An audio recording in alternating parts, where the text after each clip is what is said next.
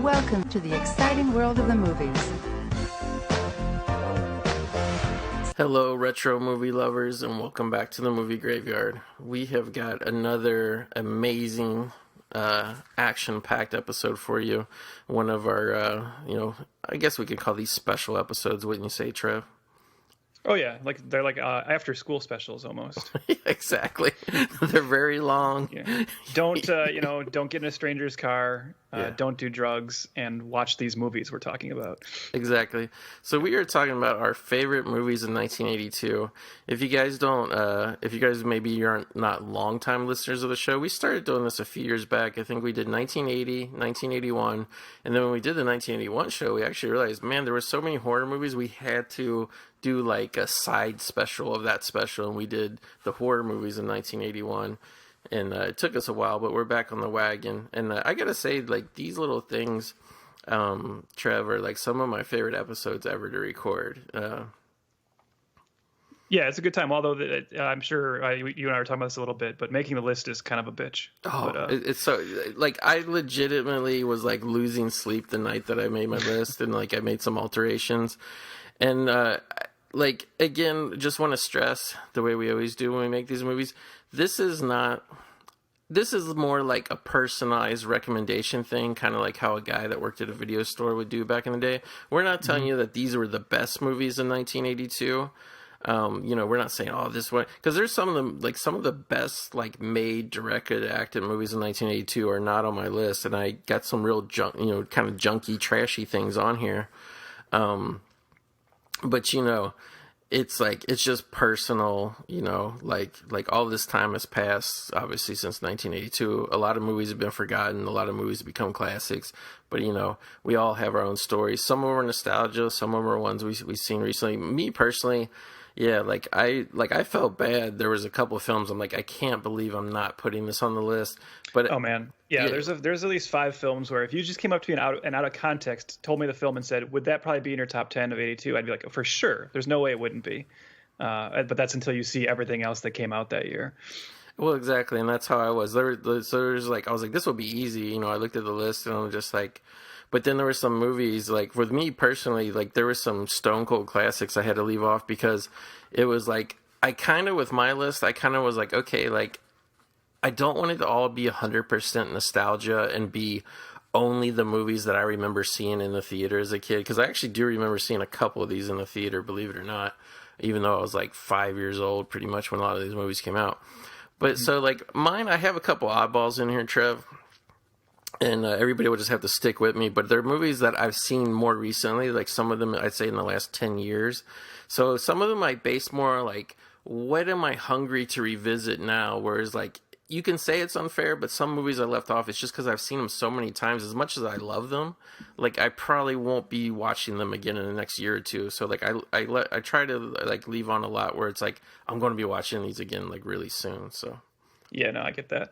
And I should just say off the top too, I wasn't sure if we were gonna, because I kind of ran into the same problem I did in 81. It's so dominated by horror, right? Because this is like the early 80s was such a boon for horror, and horror is my favorite genre. So I'll just say right now, like my list is mostly horror because I wasn't sure if we would do like the the spin-off episode again. So, yeah. But that was a shame because like I felt like at a certain point I was trying to challenge myself, make sure it's not just 10 horror films, and trying to figure out where other things came in. But I think it's an okay mix. I do so I told you before we started recording that I actually have an important question, and fans, you're going to actually get to hear my list maybe alter like in the moment. So I have 2 rule-based questions I want to run by you, Goat. Sure. Where do you fall on films that were released internationally in 82 but didn't come out in the U.S. until later, and films that their debut at like a film festival or something was 82 but their first theatrical release would be later?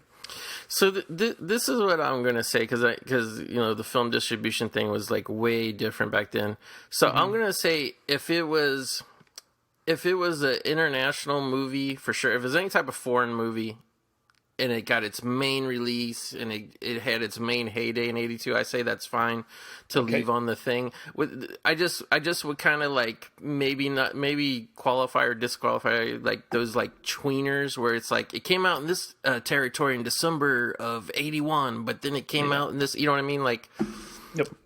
But if a movie had its main run and it was like, say it was like more popular overseas and it had its main run in 82, I would say it's fine to leave it on, you know?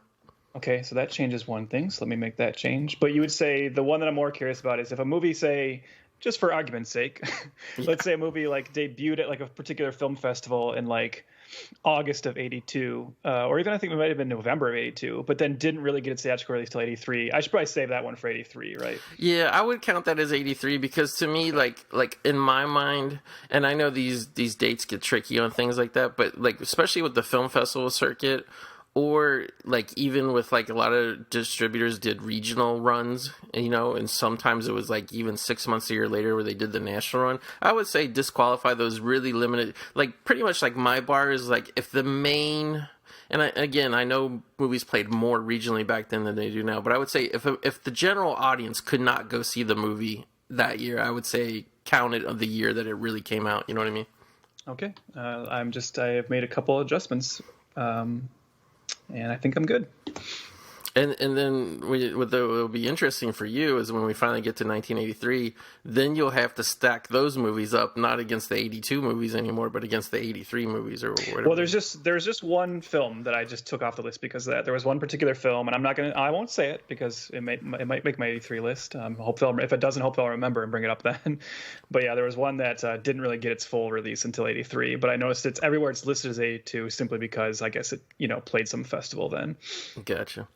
So this is kind of the format that we do on these. It's pretty much a top 10, but because it would take us like a long time to really go through, like basically we're going to run through the bottom half of our list, 6 through 10 in a kind of abbreviated fashion, just talk a little bit about why we like those movies. And then we'll take a little bit of a break from the favorites and we'll do one least favorite. And I got to be honest, Trev, like way harder than other years. I had a hard time coming up with the movie I didn't like, and finally, I did too. We'll talk about that when we get there. I think, yeah. I finally did come up with one. At first, I was just going to say like, "Oh, I'm just going to cop out and say there was none." But there is one that like I never understood the hype, and it's less of a hate-filled thing and just more like I don't get it. I don't think this is very good, but. So we'll do a least favorite, then we'll jump back in and we'll run down the top 5, 5 through 1 leading up to our favorite. And then to end the show, we'll talk about, was there some movies that, we found during the course, because this always happens when you research these years to find out what came out when. There would be 1 or 2 or maybe 3 movies that you want to see. So or yeah, 4 if you're me, or 4 if you're Trev. I don't know if I mean I can maybe try and cut one of those out, but there was 4 that was really like at the top there for me. No, 4 is fine. It's just a reasonable length. Just don't, because I mean I literally when I did my thing I could have like there's about a dozen and I'm like okay I want to pick the ones that look like the most like oddball whatever. Yep. So yeah, Who you just want to like run down 5 at a time? Like you do your bottom 5, I'll do my bottom 5, or did you want to trade off one by one, Trev? No, we can. I can run down mine, and then you can run down yours if you'd like. Cool. Yeah, go ahead and tell us what you got on your list, 6 through 10. All right, so I'll go 10 to 6. Yeah, that's what I mean. Yeah. 10 to midnight. However, Charles Bronson wants to do it. Yep. All right, so coming in at number 10 is, I don't know, maybe some people roll their eyes at this because I know it's kind of thought of as like a very much a lesser sequel. But I built my list. My list really is primarily built on like a lot of nostalgia and a lot of films I watched a lot in the past. And I would happily sit down and watch again right now. And so my number 10 is Airplane 2. Airplane 2, I know it's not as good as the first one, but I feel like when I was growing up, I watched it just as much as the first one, and the entire William Shatner sequence is so great, and I would put that William Shatner stuff right up there with anything from the first one. So sorry, Zucker Brothers, I know you hate this movie, but I like Airplane 2 quite a bit, so that's my number 10. My number 9 is Halloween 3: Season of the Witch, a movie that I've always thought was pretty good, but over in like recent years, like a lot of people, I think it's just kind of grown more and more on me, and now it's like a definite every October tradition. I'm so glad it's got that second life, and people finally accept it for what it is. Atkins rules in it. Halloween 3: Season of the Witch. Number 8, First Blood. The first Rambo film, not my favorite Rambo film, but obviously an important one. Great performance from Stallone. Very just kind of cool, fun, down and dirty action movie. And just nowadays with us knowing how crappy cops are, it's just fun to watch this film. Number 7 is a movie you and I have covered, Goat. I chose the great Spanish slasher film Pieces. Yeah. A very, very goofy, bizarre, weird slasher film from Spain, but another movie that I just love. I still can't believe I own like a big, massive 3-disc special edition Blu-ray of this weirdo movie. But yeah, Pieces is a movie I could watch every time, anytime, and I love introducing people to it. Hey, Trev, did your Pieces come with the sought-after puzzle? It did, yeah. I have yeah. I didn't get the puzzle, but it's okay. It's still an awesome set. Yeah, it's great. Yeah, and then my number 6 is, and this is one where I'm surprised. Like this, I would have thought for sure this would be in my top 5, but my number 6 is George Romero's Creepshow. A movie that, I love King, I love Romero, and I like them. I love the old EC comics, and it's just such a perfect marriage of all of those elements. You can just tell Romero's having so much fun in that film in like a way that I'm not sure I love most of his stuff, but this is his most playful, I think. And it's another one that every October I try to watch this one. For sure, that's a great list. As always, we will have some deja vu, and we know. But yeah, so I'll go ahead and jump in here. So I have at number 10, and this is shockingly one that's a little more of a recent discovery for me, like in the last 8-9 years or whatever. But recently, Trev, I've become a big fan of Amityville 2: The Possession. Okay, yeah. It's the best Amityville movie. Yeah, so I kind of had seen, I kind of would agree with that in a weird way, but like I had kind of seen 2 through 3 as a kid and dismissed them, and I was always a big fan of the first one, and I just would rent it, and I got that Scream Factory box set, and Amityville 2, it's so weird, the feeling's so weird. I love it's pretty much the special effects, but also the filmmaking technique. You can definitely tell that they filmed it, in a foreign land. What they did with some Dino De Laurentiis producing, it's a nice off-ball thing.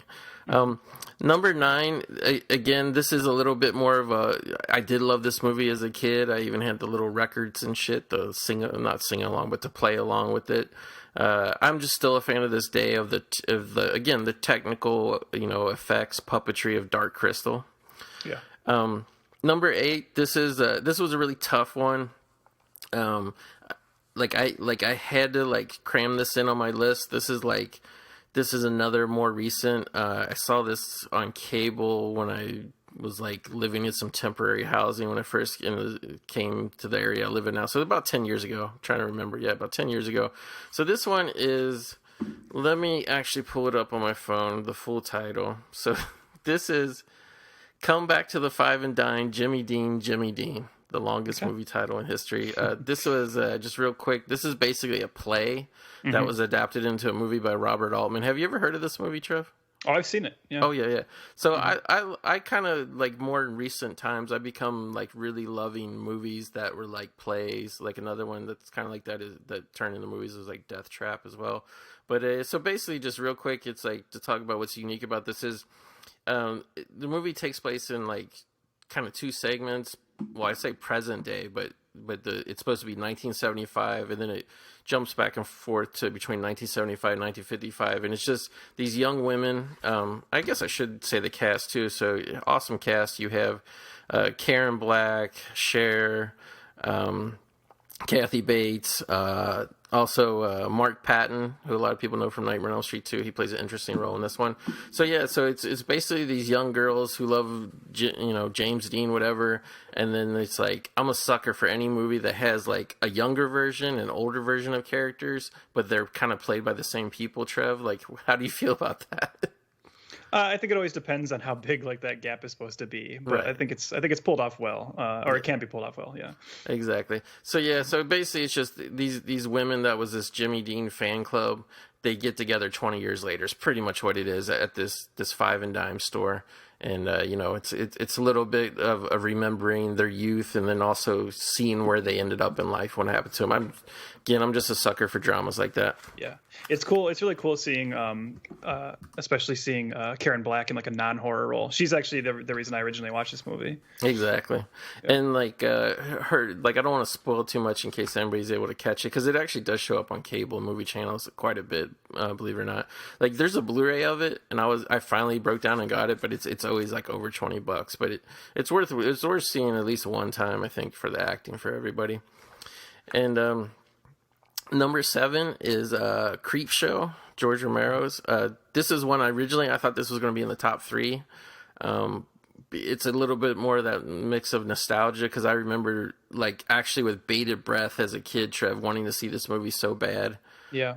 And because the trailer, when you saw it in the theater, like, you know, like literally I was like the perfect age of like both Creep Show and EC Comics type shit when this came out. So well, I think I had read the comic book before I saw the movie too. Wow. I think I got the comic book from like the library, you know, the great Bernie Wrightson comic book. So yeah, that comic book adaptation, there was a copy of it, and I'm such an idiot for passing. I even bought like a Beavis and Butthead book over it. But there was a copy, I'm not shitting you, at my local, well, not local, but at a nearby shopping mall that I saw on the shelves for years and years. Like, I'm talking 10 plus years, close to, probably like 7 or 8 years.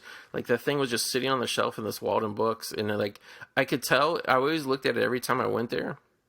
And I could tell it was the same copy because the front corner was bent a little bit. I feel like such a dumb. I think you can still track that down, but it's back in print. Is back in print? Yeah, I need to get that, but it's like, yeah, like I wish I would have had that all these years. And number 6, this is one that's actually, again, I wouldn't say it's a more recent, but I would say the 90s I got into this movie, and that's Ridley Scott's Blade Runner.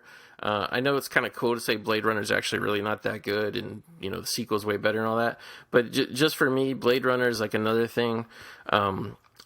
I'm kind of obsessed with the directorial style of a certain period of Ridley Scott's career, and this falls right into that. This is just another production design movie for me, Trev. But it's like, I know there's a lot of criticism for this film about how slow it moves and that it's supposedly boring, but I actually like the slow pace because it gives me more time to take in like the atmosphere and the world building that they did with it. So, cool. Yeah. So now that we're taking a break from stuff we like, we're going to be like how most podcasts are. We're going to get negative, Trev. So what was your least favorite movie in 1982? Well, like you said, so I had like a tough time with this because I had a couple, you know, like I'll just kind of go through my thought process before I talk about the one I chose. But yeah, you're right. It was weird. It was interesting looking at 82 and seeing no films that like you just hate, you know? So for instance, like I'm not, and I get crap for this all the time, but I'm not a big E.T. fan. Like I've never understood. I mean, I it's okay. I think it's fine, but I've always felt like it's very, very overrated. Maybe I'm heartless. I don't know. But it's just in terms of Spielberg's oeuvre, and in particular his 80s output, it's not like a favorite of mine. But I mean, I see how I think it's good, you know. So of course I wasn't going to throw that in here. For a while, I was really toying with just saying Grease 2, because I remember seeing Grease 2 and just finding it very disappointing back in the day. I do love the first Grease. But I also know there's been like a little bit of a critical reevaluation of Grease 2. And I saw it when I was so young that I felt like it'd almost be unfair to be like, that's the one. Because maybe I should rewatch it and see if I might have a little bit more fun with it today with, you know, different expectations. So the one I ended up going with was one I actually have watched recently. And again, this is a movie that I don't necessarily hate, but I find it very disappointing. And that is Trail of the Pink Panther. Yeah. So I recently, just a couple months ago, a month and a half ago or so, I went back through all the Peter Sellers Pink Panther films because I finally got the one on DVD I'd been missing, and that was what I'd always been waiting for. I was like, well, once I get this one, I'll sit down and watch them all.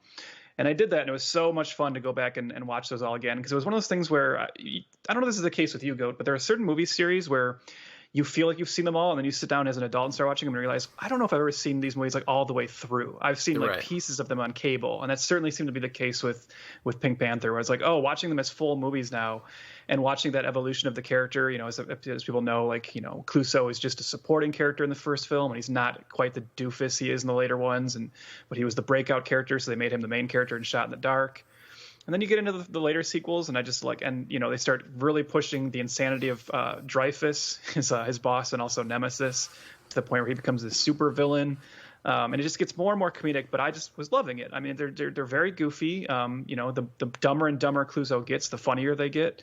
And I was really enjoying it. And then unfortunately, then in '82, you get to Trail of the Pink Panther, which was Peter Sellers had passed away, and the studio and Blake Edwards weren't going to let the cash cow of the Pink Panther series die with Peter Sellers.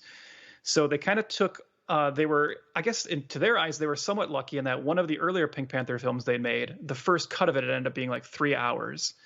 and they weren't very happy with that cut, so they removed like a whole subplot out and like, just chopped the film down majorly. And so they had all that footage, and they're like, well, we could take that footage and kind of build a new movie around it. And so this movie uses that footage, uses outtakes from some of the other Pink Panther films, and then uses a bunch of flashbacks to previous entries. And they basically build this narrative where Clouseau goes missing. And then Joanna Lumley plays this reporter who's looking for Clouseau, and that allows her to go interview a bunch of people from his past, like his father, Dreyfus. And then when they do these interviews, they basically use that as an excuse to show best of clips from the previous films. There's many sequences with Clouseau where you can tell it's just obviously a body double because they didn't have sellers available.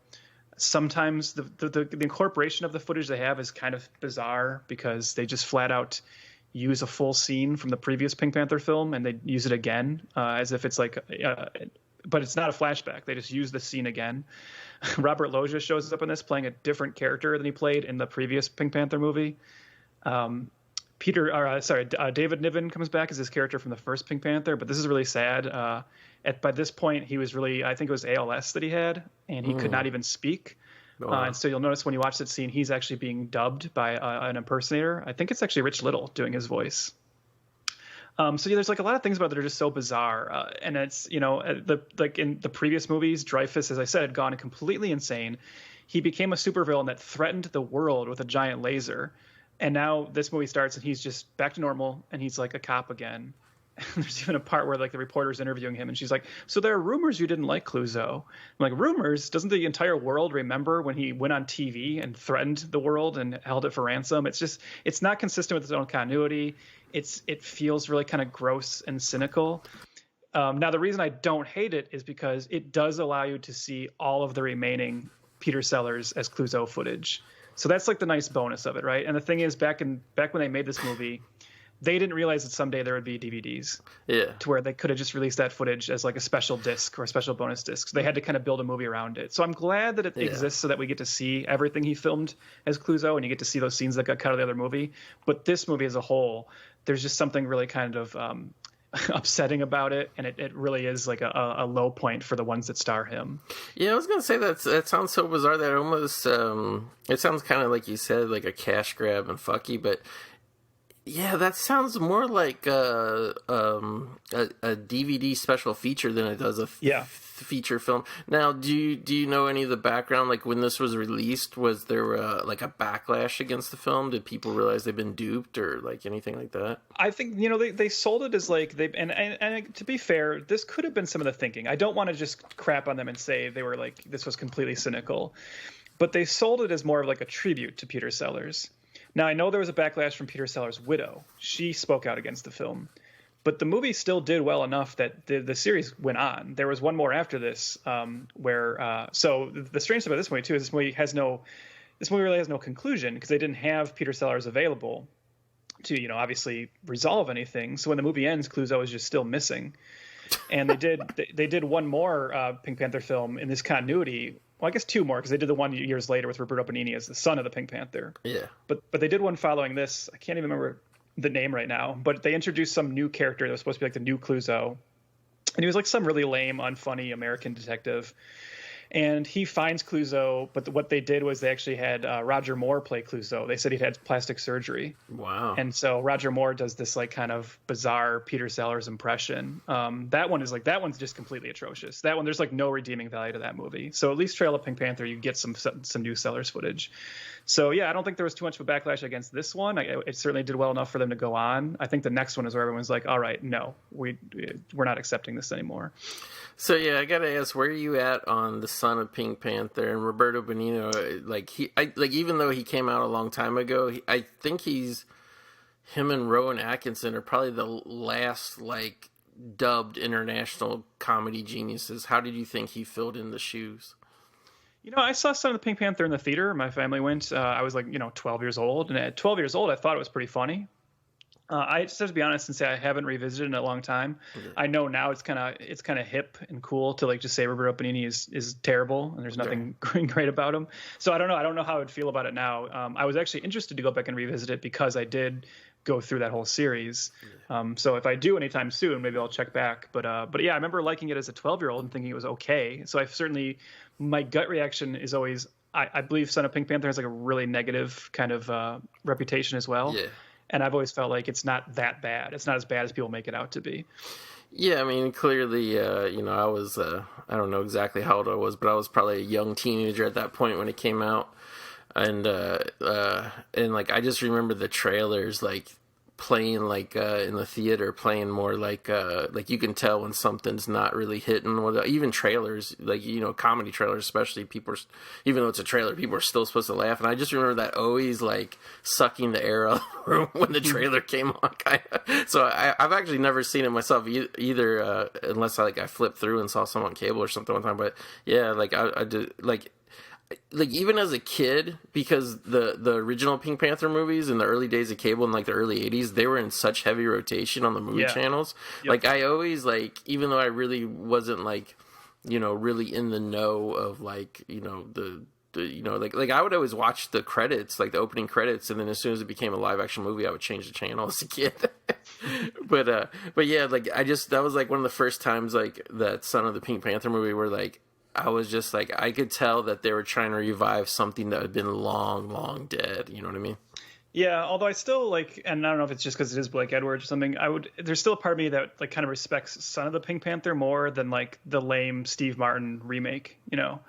Like, at least trying, I mean, whether Roberto Benigni did a good job or not, again, I can't really remember, but yeah. At least they tried to keep that, like, oh, it's Clouseau's son. And that's, to me, like, a little bit more respectful than just having Steve Martin take that part over. Because I don't know that anybody wants to see someone else try and match what Sellers did. I mean, obviously I'm wrong because that movie was successful enough to get a sequel as well, but I could never deal with it. I love Steve Martin, but that's Inspector Clouseau is Peter Sellers, What Blake Edwards movie I kind of dug as a kid watching on TV? You ever see A Fine Mess with Ted Danson and Howie Mandel? Yes. Yeah. God, I haven't thought of that in a long time. I know. Yeah. And then Walk Like a Man with Howie Mandel. I don't think is that the one where he's like a caveman or something? Yeah, well, he's like he's been living in he's been living in a cave, and he's not a caveman as in prehistoric, but he's like a man that was raised by animals, and then they try and like domesticate him. Yeah, it's funny. Like, I'm looking at his filmography, and it's kind of amazing how many Blake Edwards movies I haven't seen. So yeah, but yeah, so. Mine, like, I think some people are going to be like, what the fuck are you picking on this movie, Goat? But I have to say, like, for a movie that was, like, just so damn hyped at the time, and also a hit, not just, like, hype, but also a hit, dude, I never got the big deal. And I even, like, rewatched, like, maybe about 20 minutes of it, just sitting in the living room probably, like, 6 months ago. Dude, I don't know what the big deal is about the 1982 film version of Annie. I mean, and again, it was like, I remember, and I want to say it was probably, I mean, it could just be anything in general, but I want to say, like, Star Wars hyped this, when it came out in the late 70s or whatever. I feel like Star Wars, like, ushered in this era of hype for, like, movies that were, like meant to be, like, obviously big, like, what do you ever saw, like, 4-quadrant movies, but they were, like, really marketed to kids. And I remember Annie shit, like, being everywhere, like the comic strip coming back, products having Annie on it and stuff. And, like, yeah, like, I know the songs are catchy and all that, and it's adapted from a very famous, Broadway version and stuff. But yeah, I just never got it, man. And it's just, like, the cast, everything. Just, I don't know, like maybe I'm just not the audience, but, like, I never thought the songs were that good. And when I watch the movie, it's like pure fucking corn. You know what I mean? So yeah, I'm gonna throw the diss to Annie. Sorry for all those people. Sorry for all those Jay-Z fans, probably at this point more than anything, right, Trev? Oh yeah, well, I don't know. I wonder if how many of those Jay-Z fans. God, is that, like, I wonder how many know that comes from an old movie. Yeah. Probably not that many. Well, probably too, when they hear the sample in the song, they probably think it's something, like, much older. They probably think it's, like, something from the 1940s or something. Mm-hmm. So yeah, that's the last bit of negativity, hopefully, for this show. So let's get back on the positive train.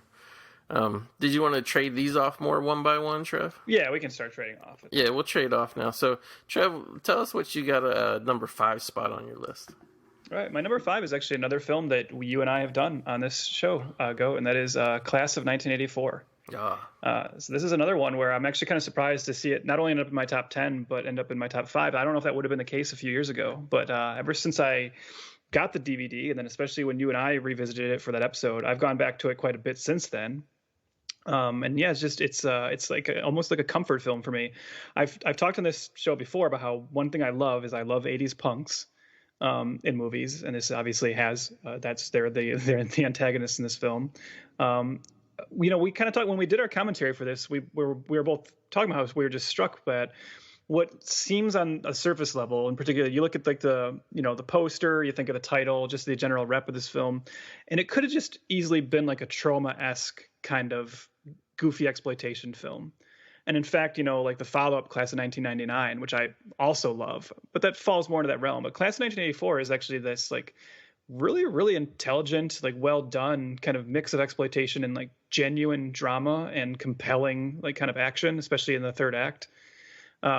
Perry King's performance is great as the teacher, like an idealistic teacher who moves to this school kind of overtaken by this one particular gang. Yeah. Timothy Van Patten is just fantastic as the main bully or punk in the evil gang, and just the kind of the battle of wills that ends up engaging between these two and where it all heads, and it's genuinely thrilling at the end. It's just such a good time, such a great movie that I still think to this day, even though it has its rep, I feel like I'm always constantly, this should be a bigger cult movie than it is. I think this is one that just deserves such a bigger reputation. So, yeah, Class of 1984. I also love when movies do the futuristic thing, but like it's 1982 and they're making a movie about 1984. That just makes me laugh too. Like how much was going to change in 2 years, Yeah. Yeah, like I was listening to the commentary track this last week for Tough Turf. And, like, they were saying that, like, they really based it, and I know Class of 1984 was the same way, but, like, they really were basing, like, the directors, like, I guess the school's getting, like, very, very rough and, like, having, metal detectors in them and shit. Like, I guess a lot of people in Hollywood, they were very excited by that trend and, like, of, like, the way violence was escalating in American schools, and they kind of found it fascinating in a way. Yeah. And then obviously these are exploitation movies, but I think it's interesting that the major studios, they weren't making serious dramas about the topic, but the exploitation directors kind of were incorporating it. Yeah, and that's true. Like it's a film too that if you consider, I mean, a modern audience who comes to it now might not see it that way, but it's a movie that kind of was ahead of its time in terms of showing, what's going on in schools. And there weren't a lot of movies up until this period of, typically school movies were just these kind of, like sex comedies or general like coming of age stories, and to be like, oh no, there's a problem. So there's like bad stuff going on in the schools. It's a good one. I love it. Just a side note, one of my favorite DVD covers too, like the version that has like the purple cover. I love that. With like that's the version I have. Yeah, the illustration is awesome. Mm-hmm. And rolling right along, nothing wrong here at all. On my list, I'll go number 5. This is another one that was like I said, a more recent thing. I want to say this is a Robin Williams film, and I really got into it. Just since his passing, I tried to do kind of like a rewatch, and I rented this movie and fell in love with it, buying a copy. But The World According to Garp, I never saw it, and I was shocked because my boy Phil Dees is a big Robin Williams fan too, and he never seen it either. But I kind of always avoided this movie, Trev, and this is like a very dumb prejudice to have, and it's kind of just a prejudice I had when I was like young or whatever. But, like, when I was younger, and I don't mean just, like, as a little kid, but I'd say probably, up until adulthood, I never really, like, I don't know, like, checked out movies that people did before they got famous. And I just always, assumed, like, oh, like, The World According to Garp is probably not that good because Robin Williams, he wasn't super famous yet or whatever when he did it. But I think it's one of his best things. So, like, the only way I can really ascribe this movie to modern day, and it kind of was acclaimed at the time it came out, and I always saw it in video stores and stuff, and I never rented it for some reason. But it's kind of like, in a weird way, it's kind of like a lot like a Forrest Gump type movie, just not with as much, famous historical figures in it. But yeah, like, it really follows this boy Garp, growing, being, like, literally being born and growing up, and you see him as a little kid and stuff, and his weird oddball upbringing, and you see everything from him. Like I would say, Robin Williams starts playing him like at the high school age, kind of, and it kind of goes all the way up through like the middle age time. But it's like, yeah, it's just this guy who had this really like weird upbringing with like a weird mom and all these weird circumstances.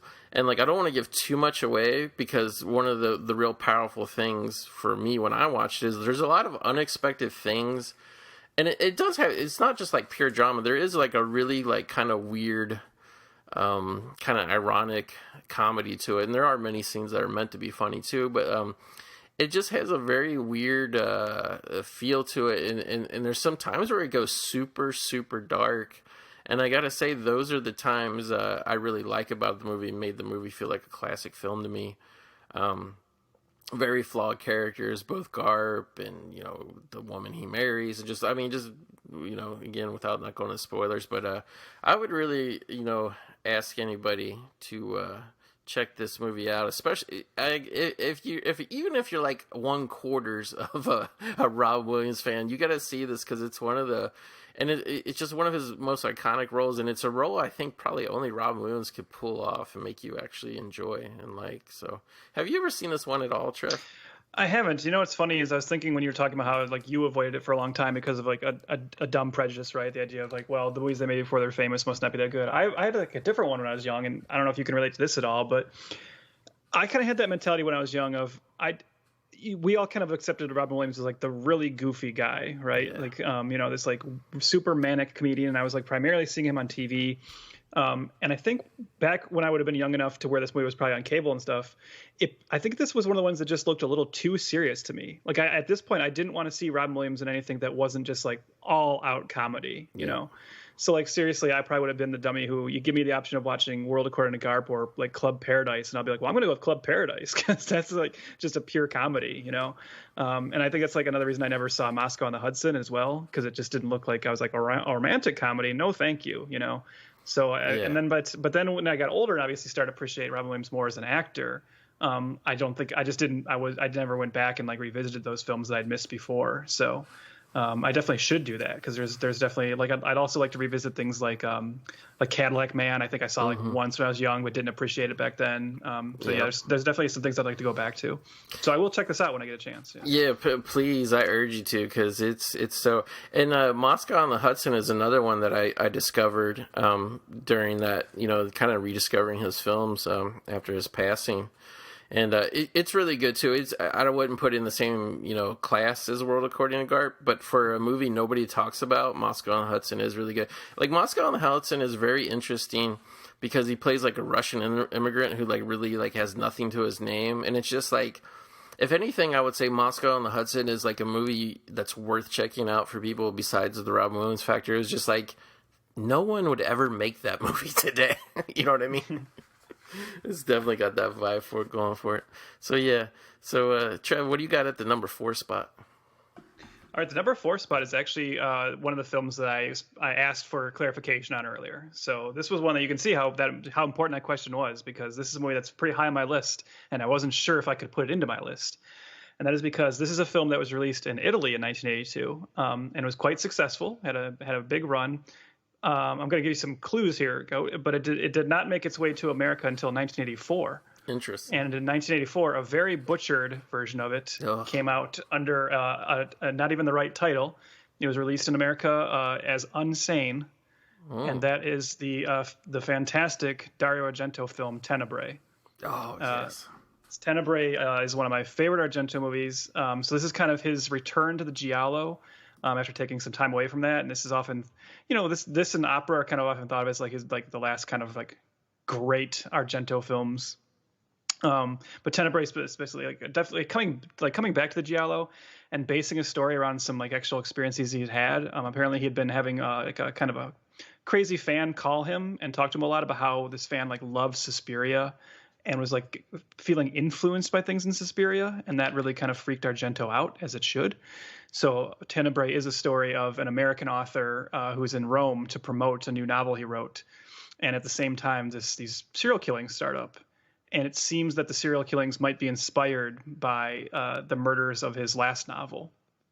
And so obviously he becomes kind of, a person of interest in this case, and he decides to take it upon himself to kind of try and figure out what's going on to, clear his name a little bit. I won't get into the twists and turns of this, but, super violent in that great Argento way of, beautiful violence. There is an incredible, one of the things I always remember this movie is an incredible tracking shot, which every once in a while I still just go on YouTube and watch this because it still like boggles the mind how they pulled it off. And I know how they pulled it off. I've read about it. I read Argento's autobiography where he talked about it. I've seen people talk about making ofs, but you just still can't believe that they did this. This amazing tracking shot that goes all around the outside of a house and is like peeking in the windows on this woman as she's walking around. And the other thing that's great about that tracking shot and just the film in general is this is also. I love Goblin, the band Goblin, who did the scores to many of Argento's movies. Suspiria is their best overall score, but Tenebre is my favorite Goblin theme. The Tenebre theme song is just such a banger, and every time it comes on in this movie, I get very excited, and it plays over that tracking shot. But yeah, if anyone hasn't checked this one out, especially if you're a horror fan and those great Italian horror films, and giallo as a genre, this is definitely one of the best ones. Yeah, I got to vouch for this one. I didn't even realize, it had its real release in '82. It very well might have been on my list. But my favorite Dario Argento movie, my favorite Goblin theme. We were when I first bought this on the old ass Anchor Bay DVD. Me and Phil Dees, man, we wore this fucker out. The soundtrack, I bought the soundtrack, we listened to it all the time. Yeah. And Phil Dees, he actually became obsessed because the weird little, it's not really a voice, I don't think, but the synth or something, he's always convinced that it was saying fire it up, fire it up, fire it up. I thought that when I was younger too. Yeah. They are saying something in Italian, but I can't remember what it is, but yeah, it does sound like fire it up for sure. Yeah, again, another movie I have multiple editions of. Love it. Yeah. And I'm with you, that tracking shot, it just blew me away so much. When I first saw it, I was like, how come more people don't do this kind of thing with filmmaking? Is it just that it's too hard, or it's just, if anything, it'd probably actually be easier to pull off now than it was back then, I would think. But the only thing I think is I think sometimes you watch that tracking shot, and I feel like there's probably some people who would argue that there's no point to that, right? You're just being flashy for flashiness sake. There's no story reason to do it. And I guess my argument to that would be who cares? So what? Filmmaking is this visual medium. Sometimes it's exciting to watch people just be playful with it and just try something and say, I'm going to do something that you don't get in other art forms. Look how incredible this is. It doesn't pull you out of the film. Instead, it sucks you into where you're just like, wow, I can't believe he's pulling this off. So. Yeah, Trevor, this is something I've been meaning to ask you for a while. So, obviously we're both big horror guys, and I've been less, and don't get me wrong, there are some films that generally, tense up my nerves, frighten me, whatever. But when it comes to horror, I'm very much less a scares guy and more of an atmosphere guy. And And if the atmosphere is what sells it to me, like when I see a really atmospheric horror film that really takes its time and it's not worried about pace and keeping the audience entertained, when it's really showing the landscape, the geography of the location of what's going on, and the lighting and the music and everything, that that crane shot that we were talking about, where you said some people would just be in their mind it would be film, making masturbatory whatever artifice, but to me that's it's that type of thing that makes you feel like you're actually there witnessing an event that's happening. Mm-hmm. So to me, that's just the type of horror filmmaking, especially in general, that I gravitate towards. So, and it makes you feel like you're in the hands of somebody who sees the world in a different way, which is very true of Argento films in general, right? Or at least the best ones. The fact that he would look at that sequence and just even have the idea to do it that way, that's what's exciting about filmmaking. So to anyone that would poo-poo that, I just don't even understand. What are you doing watching movies if you're not impressed by that and not pulled into it? And again, I don't know if it's a thing where I don't get if it's a what do you call it, an attention span thing, or if it's people have just more gravitated towards the feeling of TV, which is covering more ground quicker sometimes. But it's just like, I think it's really weird that people now seem to value less the cinematic approach and feeling. You know what I mean? Because it's like you said, like I would be more forgiving of a film maybe not having the most dynamic story if at least like the visuals and directing and like things were, like you said, like when you feel like you're kind of in the hands of somebody who has a vision. And I see a lot of modern films, and I know it's really easy, and I've been guilty of it many times on this show, where it's like some of your favorite films are older films, so it's just real easy to out of hand kind of like shit on everything that's brand new. And it's like, even new movies, like, I don't hate the majority of them, but I always feel like they're only going like 75% of the way that they should. Like, they're not really hitting like full speed, because it's like, in terms of like cinematic, because I always feel like there's too much of that thing of like, don't let people get bored, don't let them get like confused about what's going on. It's like, in older films, I felt like they were very much more measured and made with a steady hand, and like they trusted the audience a little bit more just to kind of get into the feeling of the movie and not always look for the instant payoff of the story or the whatever, you know. Yeah, I think there's also something to be said for the filmmakers who are, coming up in the, 70s and 80s and even like later 60s, right? These were all filmmakers that were very much responding to, very classic Hollywood, and, coming up with new techniques to try and separate their work. And what we see now is most of the young filmmakers today are coming up inspired by those filmmakers, the ones who are already the rebels and the ones who had already kind of, innovated all this stuff. And I think it might be harder today to give them some credit, right? I think it's harder today to kind of truly innovate. And instead, what I think you see is a lot of, I want to pay homage to the things that I loved so much when I was younger. Yeah. I like a lot of stuff. Like, don't get me wrong, I have no problem with that, and I like when people do like modern versions of Giallo and stuff. But yeah, it is exciting when you see someone who you can tell is actually like, no, screw this. Like, I'm going to try and give this system the same shot, to the heart that these filmmakers were back then. But it's definitely fewer and far between now. Yeah, and I think it's really sad too, but I think a lot of times it's maybe not so much now the failure of the filmmakers as much as there's always the pressure from financiers or studios to kind of like point the finger and say like, this is fluff or this is fat and it's not needed, and any little piece of fat or fluff should be sliced off a movie.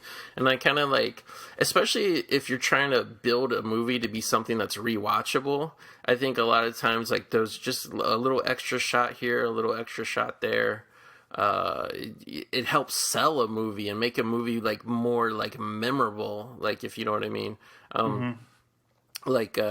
Like just any of the movies we've covered recently on this show, like especially the ones that I've watched over a period of time and gotten really familiar with.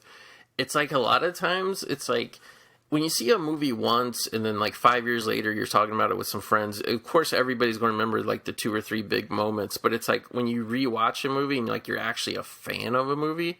Do you ever do this, Trev? Like sometimes you just kind of focus on little tiny almost like transitional scenes that like they are important, but it's not like a big deal. It's kind of weird. Like recently we did Pretty in Pink, and one of my favorite shots, it's just basically a walk and talk shot of when Molly Ringwald and Andrew McCarthy leave the record store and they're walking to his car to go on a date, but because they had to kind of go handheld, it's like a different feel, and it becomes very voyeurish. It's like less of a slick thing, and I always like that scene. It's a scene nobody would ever remember that film, but it's like in that instant, like you don't really feel like you're even watching a John Hughes movie anymore. You just feel like you're watching 2 normal real people walk across the street. You know what I mean? Like just weird shit like that, I think at this point stands out to me more about movies than I have a feeling that that's why like you and I love like someone like Tarantino so much, or one of the reasons, right? Because Tarantino's one of the few filmmakers who still will do that, right? Just have like a little like what you just said, sequences like that, right? That don't necessarily add to the narrative. David Lynch is great at this as well.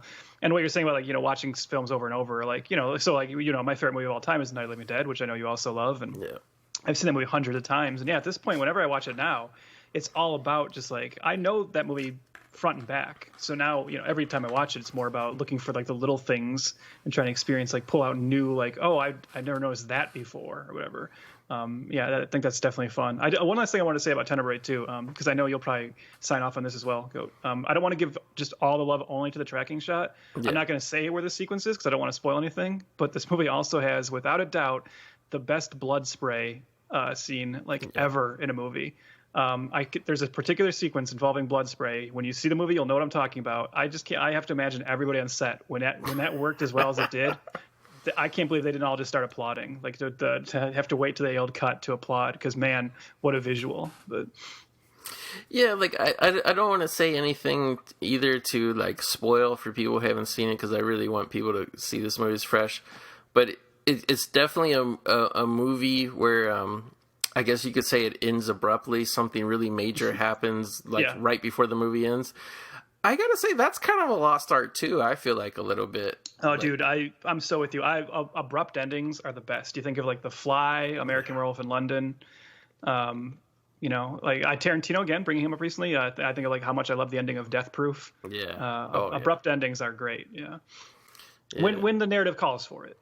Yeah, you gotta have the right story in the right mood, and it's gotta be the right kind of pay off with the abrupt ending. But yeah, man, I really miss that. I don't know. I've been kind of meditating on this recently, Trev. And I was actually just thinking about this yesterday, and not even relation to the show, but just thinking about it. But do you think, because people say, there's always going to be stories, and there's always going to be, it doesn't matter what you shoot your movie on, it doesn't whatever. But do you think a little bit maybe the switch over in technology from large, bulky film cameras has kind of changed the way movies are made? Because now you go digital, you can shoot as long as you want, whereas a film reel, you're going to run out in a couple minutes. I kind of feel like when people had to work with this cumbersome equipment, you had to focus and know exactly what you were trying to get, and you had to do that for every single segment of the movie, every single scene, whereas now they just kind of set up 4 or 5 cameras, master, close up, and they just let everything run at the same time. Do you think maybe we lost something, a certain I don't know exactly what to call it, except for just a planning style of the director and I think for sure it's weird, because you'd think it would be the opposite, right? You'd think that because you have these digital files and you're not worried about, we only have this much film, you would think people would be more experimental. Yeah. But I think maybe this is the point you're trying to get at. There was something to the preciousness of film. And, if we are going to spend the money for this film and, we only have this much, let's try and make this the best possible shot. So let's come up with the most unique, creative things. And now it's just when you can do anything for whatever reason, it almost removes that desire to be precious with what you're doing. So it's a weird, you would have thought this would open up a more experimental filmmaking, but yeah, I don't know. I mean, not to say that, like you said, there's obviously still filmmakers who are trying, but yeah, it seems lesser for sure. Yeah, there's you think you would have more shit. This just came to me off the top of my head, but I can't remember the name of it. But there was this pretty much when you got to a halfway decent handheld video camera. It might have been I think it was probably High 8, but it might have been Mini DV. And there was this movie that they always would play on. I can't remember either IFC or Sundance, where it was literally the entire movie. Because I think they had gotten to the point where you could do maybe a 75-minute tape. And there was this movie, and I want to say, I could be misremembering, I think it was in black and white, but it was made in the late 90s, probably mid to late 90s. But there was just this independent movie, Trevor, literally the whole movie was one take. So there was the director / cameraman and the main actor and actress, and they went through the actual city, they rode the subway, they went to all these real locations, just normal, as the day was going on. And then there basically be quote unquote actors, plants in these real life locations. And I would have thought we would have got more shit like that being made nowadays than what we get. You know what I mean? Mm-hmm. But yeah, just interesting to think about. Okay. So I'll try to be a little more smoother with my transition to now me taking the last time. But yeah, so number 4, and this is another thing, because especially doing this podcast, it gets me thinking about things, Trev. I'm wondering if movie marketing was when I was a kid compared to now. I wonder if movie marketing was more powerful, more well thought out or whatever. Because I swear, dude, when this movie came out, I was anticipating it for months, and I couldn't wait.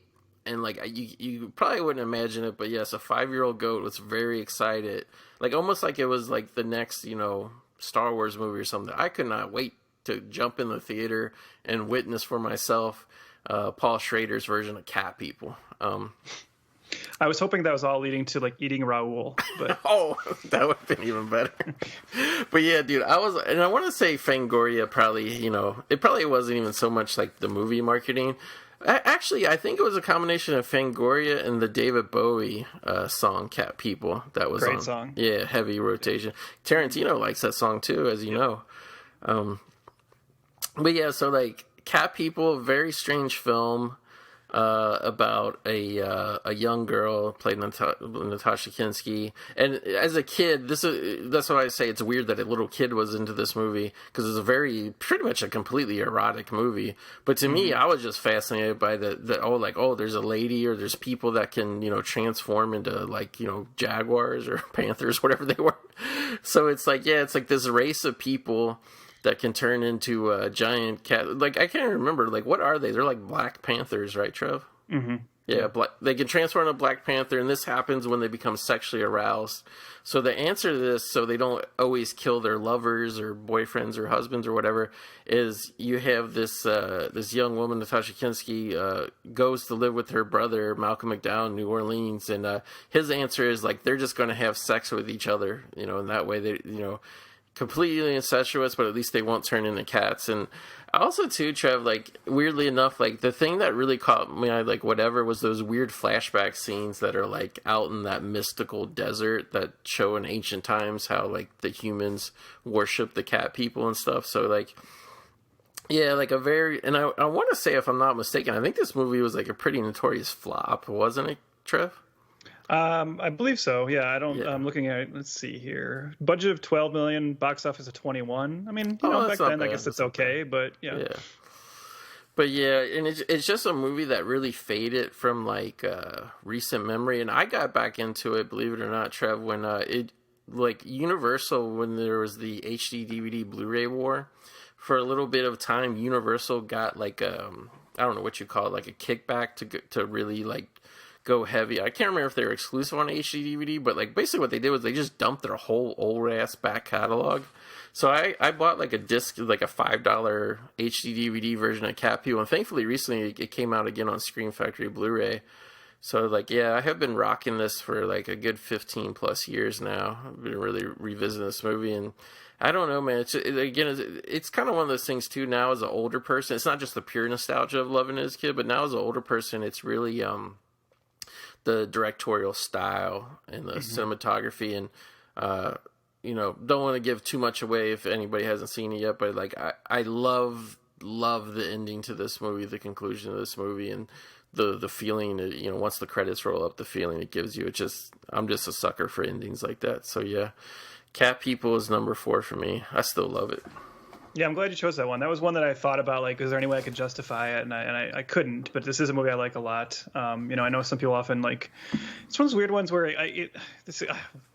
people kind of, I don't know why people have been bother comparing it to the original in a way, it's technically a remake, but I mean, it's really doing its own thing.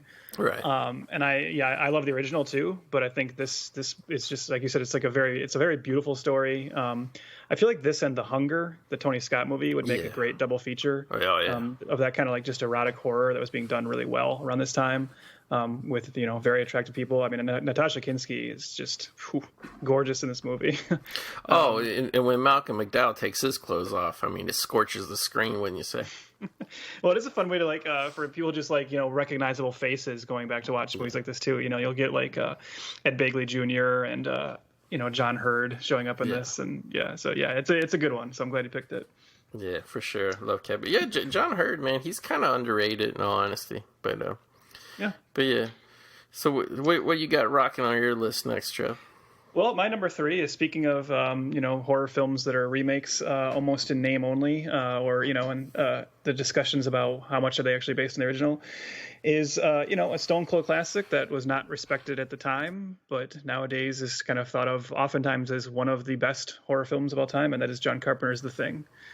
Not my favorite Carpenter film, but one of my favorite films of '82, so I guess that counts for something.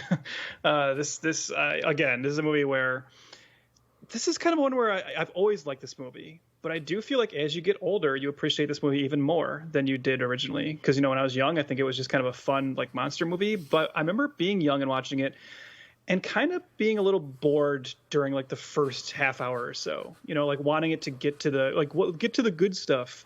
And I think once you get a little older and a little more refined, you appreciate the whole film and just that aching sense of isolation that is so important to establish first before you get into the mayhem, and how it's like it clearly affects all these characters going in, and how it adds to the paranoia, and just then loving all these characters. They're just all so distinct. For a movie that doesn't really have the time, or even like kind of I don't think it just has the want to like really heavily establish giant backstories for these guys. It realizes it doesn't need to. And this is what Carpenter's really good at, right? Of just actually making distinct characters with their personalities come through the action and through how they react to these events.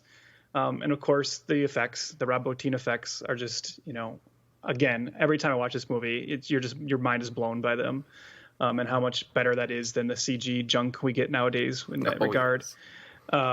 Yes. Just again, you talked about like mood and atmosphere, and this one is just full of it. Another movie that has a perfect ending, I think. I don't know about you. People love to debate this ending, and that debate is just so boring to me because the ending is just perfect, like the way it is. Like the unanswered question of the ending is what is interesting, not trying to figure it out. So I'm not going to say anything about The Thing that hasn't been said before, but this movie fucking rules. So. Yeah, I gotta say this was the main. This is not on my list, Trev, and it made me question. That must hurt, right? Yeah. Oh, it made me question myself. And to be fair, it was like that thing where it's like, it wasn't even a question like, oh, it doesn't fit it, because I'm looking at, I'm like, most of these movies on my list, they're not even in the same class as The Thing, but like, I don't know if it's because I've seen it so many times, or like I can't even really like it. It would like, no kidding. It was. I'm looking at my paper. It was number 3 on my list, and I crossed it out for another movie. And it was just like, it was that thing of like, it's kind of the perfect movie. Mm-hmm. And like, yeah, like I do know why I didn't put it on my list, but I question that, like, even up until like, the second we hit record. But one thing I wanted, because I knew it for sure was going, I think that's kind of why I could justify too taking it off my list, Trev, is I knew 100% you would have it on your list. I just knew in my bones. But I gotta ask you, do you think The Thing has the best special effects of all time? The best creature effects of all time, yes. Yeah. But practical creature effects, there's no doubt. That's not even a question. I mean, this is the top. I mean, it's never. It won't be topped, right? It hasn't been, and it won't be. The amount of work and just like the creativity of what they came up with, and just those designs. How much of it is like super, like how it's so memorable. It treads that line so perfectly of being terrifying, but also just really compelling and interesting to look at, and also sometimes even funny. Like the head with the spider legs is amusing, but also still creepy. Rob Bottin deserved like 20 Oscars for this. He should still be receiving Oscars for us every year. Yeah. It also has like, and this goes to like Carpenter as a director.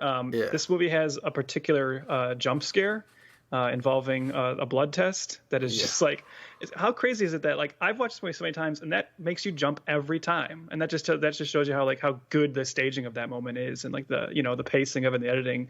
Just stuff like that is why I love coming back to this movie, because I mean, going into that scene I'm like, oh, that's coming up, oh, it got me again. Yeah, this. I remember specifically walking out of the theater to this movie, and I remember it was like probably the first and one of the only times when I remember me and my dad walking out and being like, because we weren't the types, like we never talked during the movie, we weren't like that. So we would always, afterwards, like usually we'd go eat after the movie, and then that's when we would talk about the movie. But I just remember like us walking out, and it was like one of those things where it was summer and it was like broad daylight, and it was like that shock of like, you know, being in a cold theater in this Arctic setting and then walking out into the summer sun. But I remember us just being like, one of the few times we were absolutely completely blown away by a movie. Like, we didn't even know a movie could be that like tense and intense. You know what I mean? Like, it was just totally, completely blew. Like, it's one of my most fondest memories of going to see a movie like that. And so like, let me ask you then, Goat, because this is something that I've always, I don't think you and I have ever talked about this. What do you think is the deal with, because, you know, there are a lot of movies that are not, they don't get the acclaim and the respect they should have in their time. And they built that over the years, right? And usually I can kind of understand that. But what's the deal with how bad this movie was reviewed when it came out? I can never wrap my head around that. I just, like, when you look at how vicious the initial reviews were, it's so strange to me to think that all these critics, how could you look at this movie and see like a piece of shit like they treated it? It's bizarre.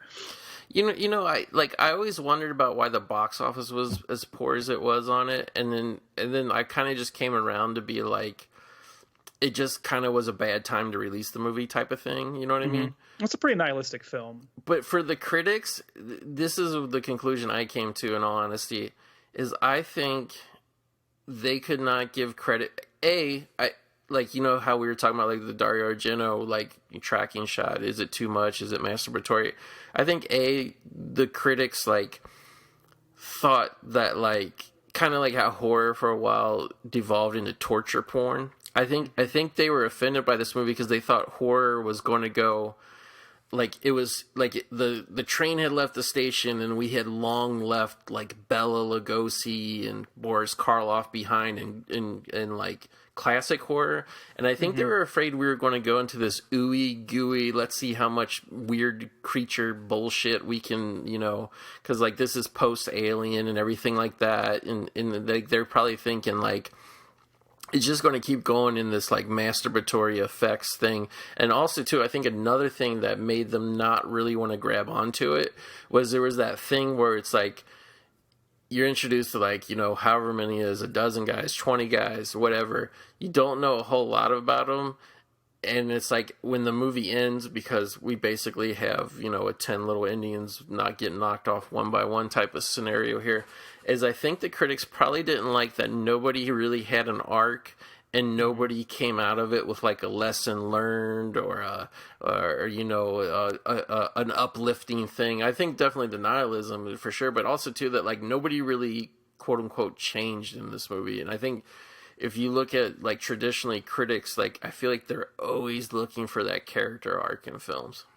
Yeah. Well, that could be it. I mean, I'm glad that they came around, you know, because you see how like those things you were just talking about. Obviously, we all appreciate those things in a film, but then you see how certain stories don't necessitate them, and just like you said, the tension and just the God, what would I do in this situation kind of storytelling. It just allows you to just throw it in. You don't need to spend an extra half hour having showing all these characters writing home, you know, learning more about them. That's not the point, you know. So I got to ask you, Trev, and this is the one thing is, you know, the debate about the ending, that was never a consideration, like, for me personally, like, you know, as a person who saw this movie and, you know, was always a fan of it. I didn't even think that, like, that debate that's going on about it, like, that never entered my mind. Like, I got actually really annoyed when Dean Cundey kind of stepped in and said, like, here's the answer, right? It's like, dude, shut up. You know, like that's, yeah.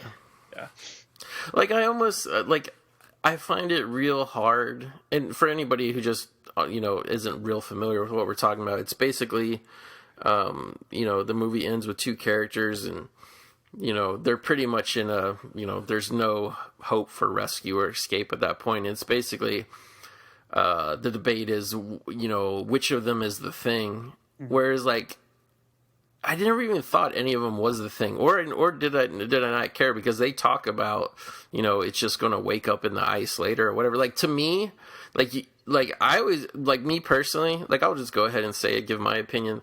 To me, they're both human, but all those like pieces or whatever shit that's been burned up or chopped up or whatever, to me, no matter what, there's some piece of the thing somewhere in that camp that's going to survive as an organism. That's how I always viewed it. Yeah, I've always looked at it like, I kind of had the same opinion, especially when I was younger. Of like, I think the sadness of the ending is that I looked at it the same way, where I felt like neither of them are the thing, but they're both going to die anyways, and they're going to both die thinking the other one is the thing, right. And just having like no comfort in those final moments. And that to me is like what is like so powerful about that ending.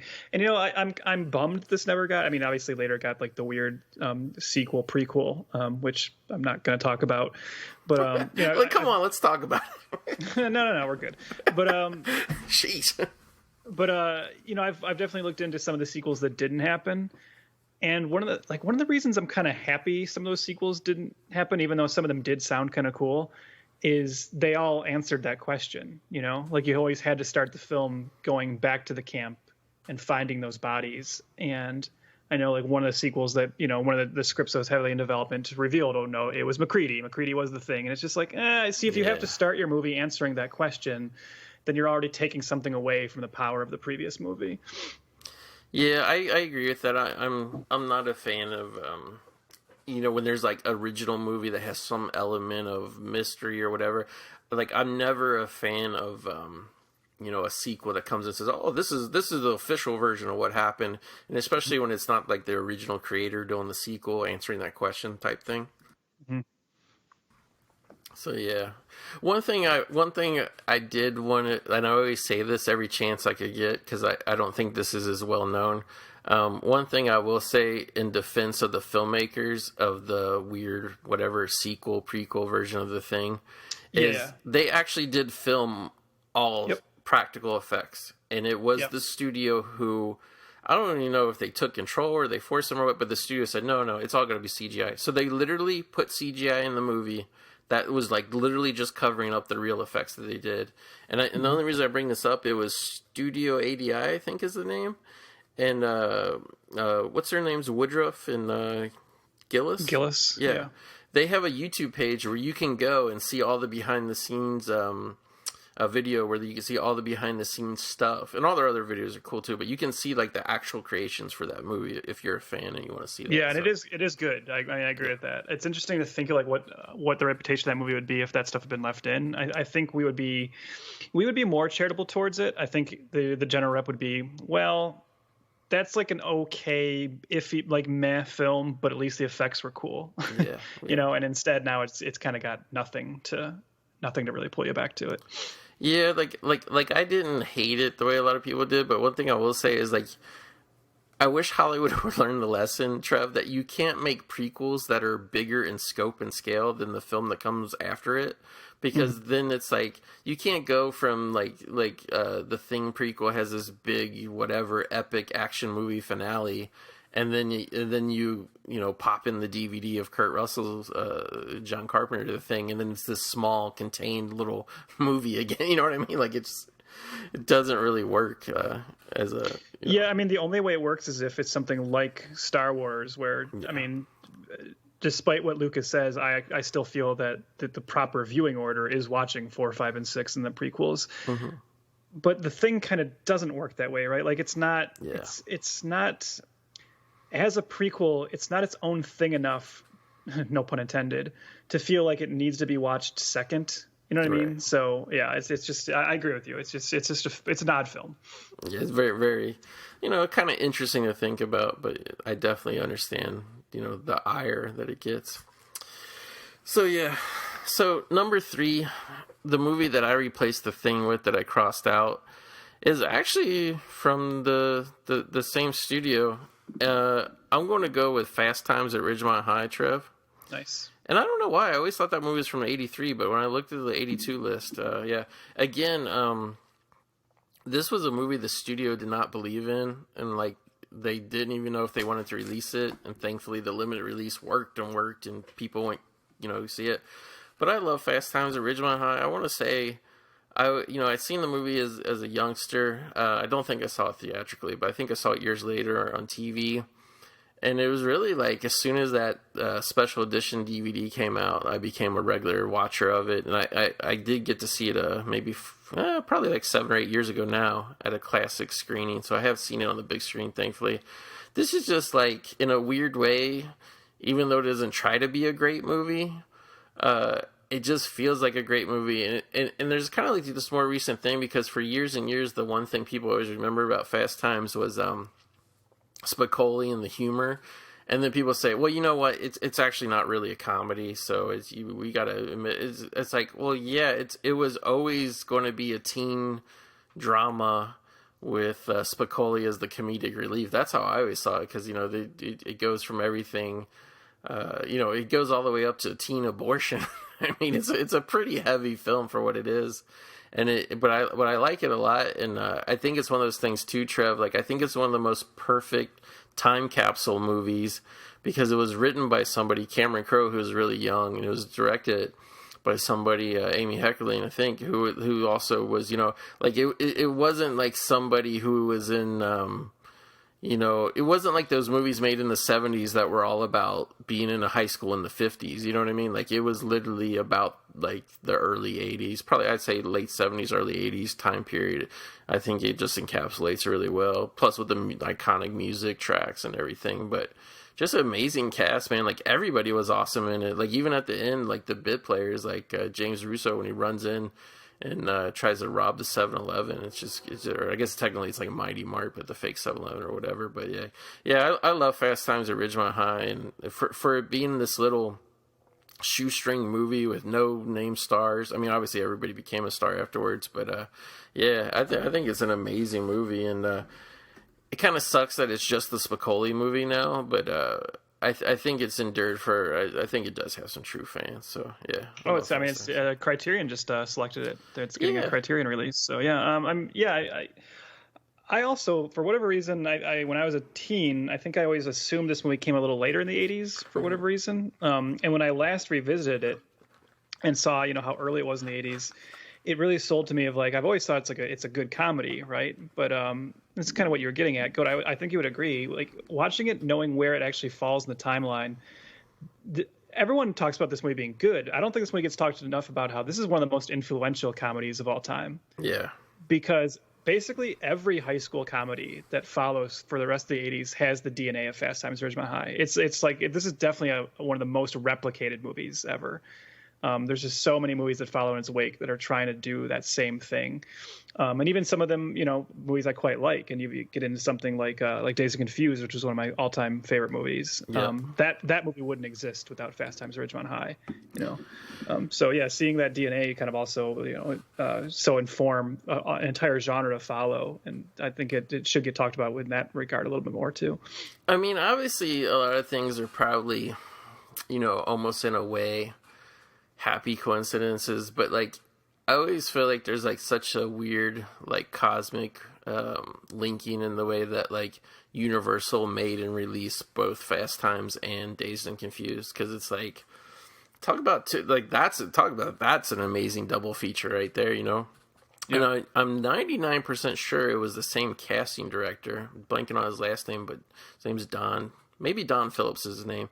But I think it's Don Phillips, yeah. Yeah. I mean, it's just like, and that's another thing, like, I always think about, Trev, is like when you go back and you watch movies that, like, you know, because there's a lot of movies like that star unnamed actors who never became big names, but like when you can find those movies where it's like 4 or 5 of the cast who like they were complete nobodies and then like they went on to have great careers, like that's like lightning in a bottle when you have like a great casting director like that, you know what I mean? Mm-hmm. Like, I mean, obviously on a lesser level, but like, yeah, just like even something like even Mallrats or something, like I feel like that's a lost art. Like casting is a lost art, like because it's like film is so predicated. Even when you make a cheap movie, even when you make like a $5 million movie, like you have to have those names, you know, usually from TV, but you have to have those names. And yeah, I miss the days when some of the shit, because it's always fun to go back and see actors like before they were known for what, you know, like it's a perfect example is Sean Penn as Spicoli. It's like would Sean Penn have made that same movie 2 or 3 years later when his career was, you know, a little more established? I don't think he probably would have taken that character on, you know, but he did it. I mean, it's strange to think today that he did it all. Exactly. To wrap your head around, what we know of his Sean Penn today, and look at Spicoli. That's also still always going to be one of the more fascinating things about that movie. Another thing that's weird too, Trev. I was curious if you ever seen any of this on reruns or anywhere, but there was a very short-lived Fast Times TV show a couple years later. And I want to say, if I'm not mistaken, they brought in Dean Cameron to play Spicoli. Did you ever see this? I think I knew a little bit about it, but I haven't thought of that in a long time. That was definitely that was a fad for quite a while of these taking movies and turning them into TV shows. Did you know that there was a Delta House TV show, like an Animal House sitcom? No. Yeah, and it has some of the cast members from the movie come over. Obviously, not all of them. But I remember, the Ferris Bueller show and Uncle Buck sitcom starring Kevin Meaney, and just this made money as a movie. Let's just definitely run this into the ground. But do you remember at the time that the Ferris Bueller TV show came on? It was also around the time Parker Lewis Can't Lose came on, which was a very almost like a Ferris Bueller ripoff. And I remember watching them both, and I ended up, even though I liked the guy, I want to say it was Charlie Schlatter who played Ferris Bueller on the TV show. Even though I liked him, I thought Parker Lewis was a way cooler and hipper. Oh, it is. I remember that was the talk at the time. Was wow, that's so crazy that Parker Lewis is the better Ferris Bueller show than Ferris Bueller. Exactly. I would heavily encourage anyone listening now, if you don't know what we're talking about, though, go on YouTube and watch the first 10 minutes of the Ferris Bueller pilot. Yeah. It's something else. The theme song is so bad it's funny. Jennifer Aniston plays his sister. That's interesting to see. But the cockiness of that show, it literally starts with, if you remember this, the Ferris Bueller in the show pulls out a cardboard cutout of Matthew Broderick as Ferris Bueller and cuts it in half with a chainsaw, basically saying I'm the actual Ferris Bueller. I'm the real Ferris Bueller. Yeah, and right there you're oh, you just signed your death warrant essentially for the show. But when he cut the thing in half, was Gunnar Hansen leering in the bushes nearby? Should have been. Talk about a true Hollywood chainsaw hooker. Jeez. But I do remember that the principal was played by Richard Reel, who's a character actor I quite like. Oh, really? Yeah, Richard Reel. At least he's less problematic than Jeffrey Jones. So yeah, I gotta say, I know everybody's the principal, whatever, from Ferris Bueller. The movie that the Jeffrey Jones shenanigans really kind of put a damper on for me was actually Howard the Duck. I mean, it's a lot for me. I will flat out admit, until finding that out about Jeffrey Jones, I was on record as being a Jeffrey Jones fan. He was one of those actors who you always were you were always happy to see him and stuff. And knowing what we know now, it's a bummer because he's a big part of a lot of movies I love. Wasn't he the dad in Mom and Dad Save the World or something like that? Mm-hmm. Yeah, he's great. Yeah, I mean, Beetlejuice, Ed Wood, obviously a lot of that Tim Burton stuff, and then he was great in Deadwood. But. Oh, well. Yeah, I was checking out Abel Ferrara's New Rose Hotel last night, and I was oh, yeah, I kind of forgot that this lady...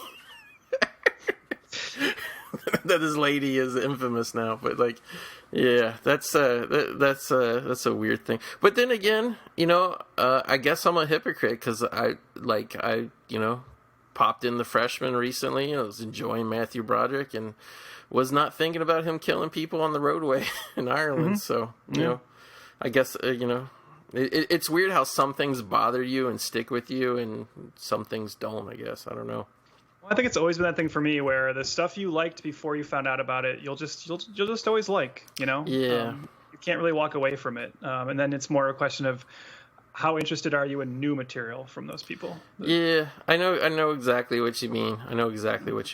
Because obviously not nearly as heinous as manslaughter or other heinous things, but just people who I guess a tradition, just I've been, I would say lately, but in the last, pandemic time, I've just been coming across a lot of great 80s James Woods movies that whatever. And it just when I watch his movies from back then, I'm I never thought he would turn into this super controversial figure. I knew he was a pretty weird actor guy, but I never thought he would turn into, and all the weird shit. And I never wanted to hear so much about how supposedly giant his penis is or whatever. But you know what I mean? It's just it's that thing of sometimes almost people you like for a certain reason.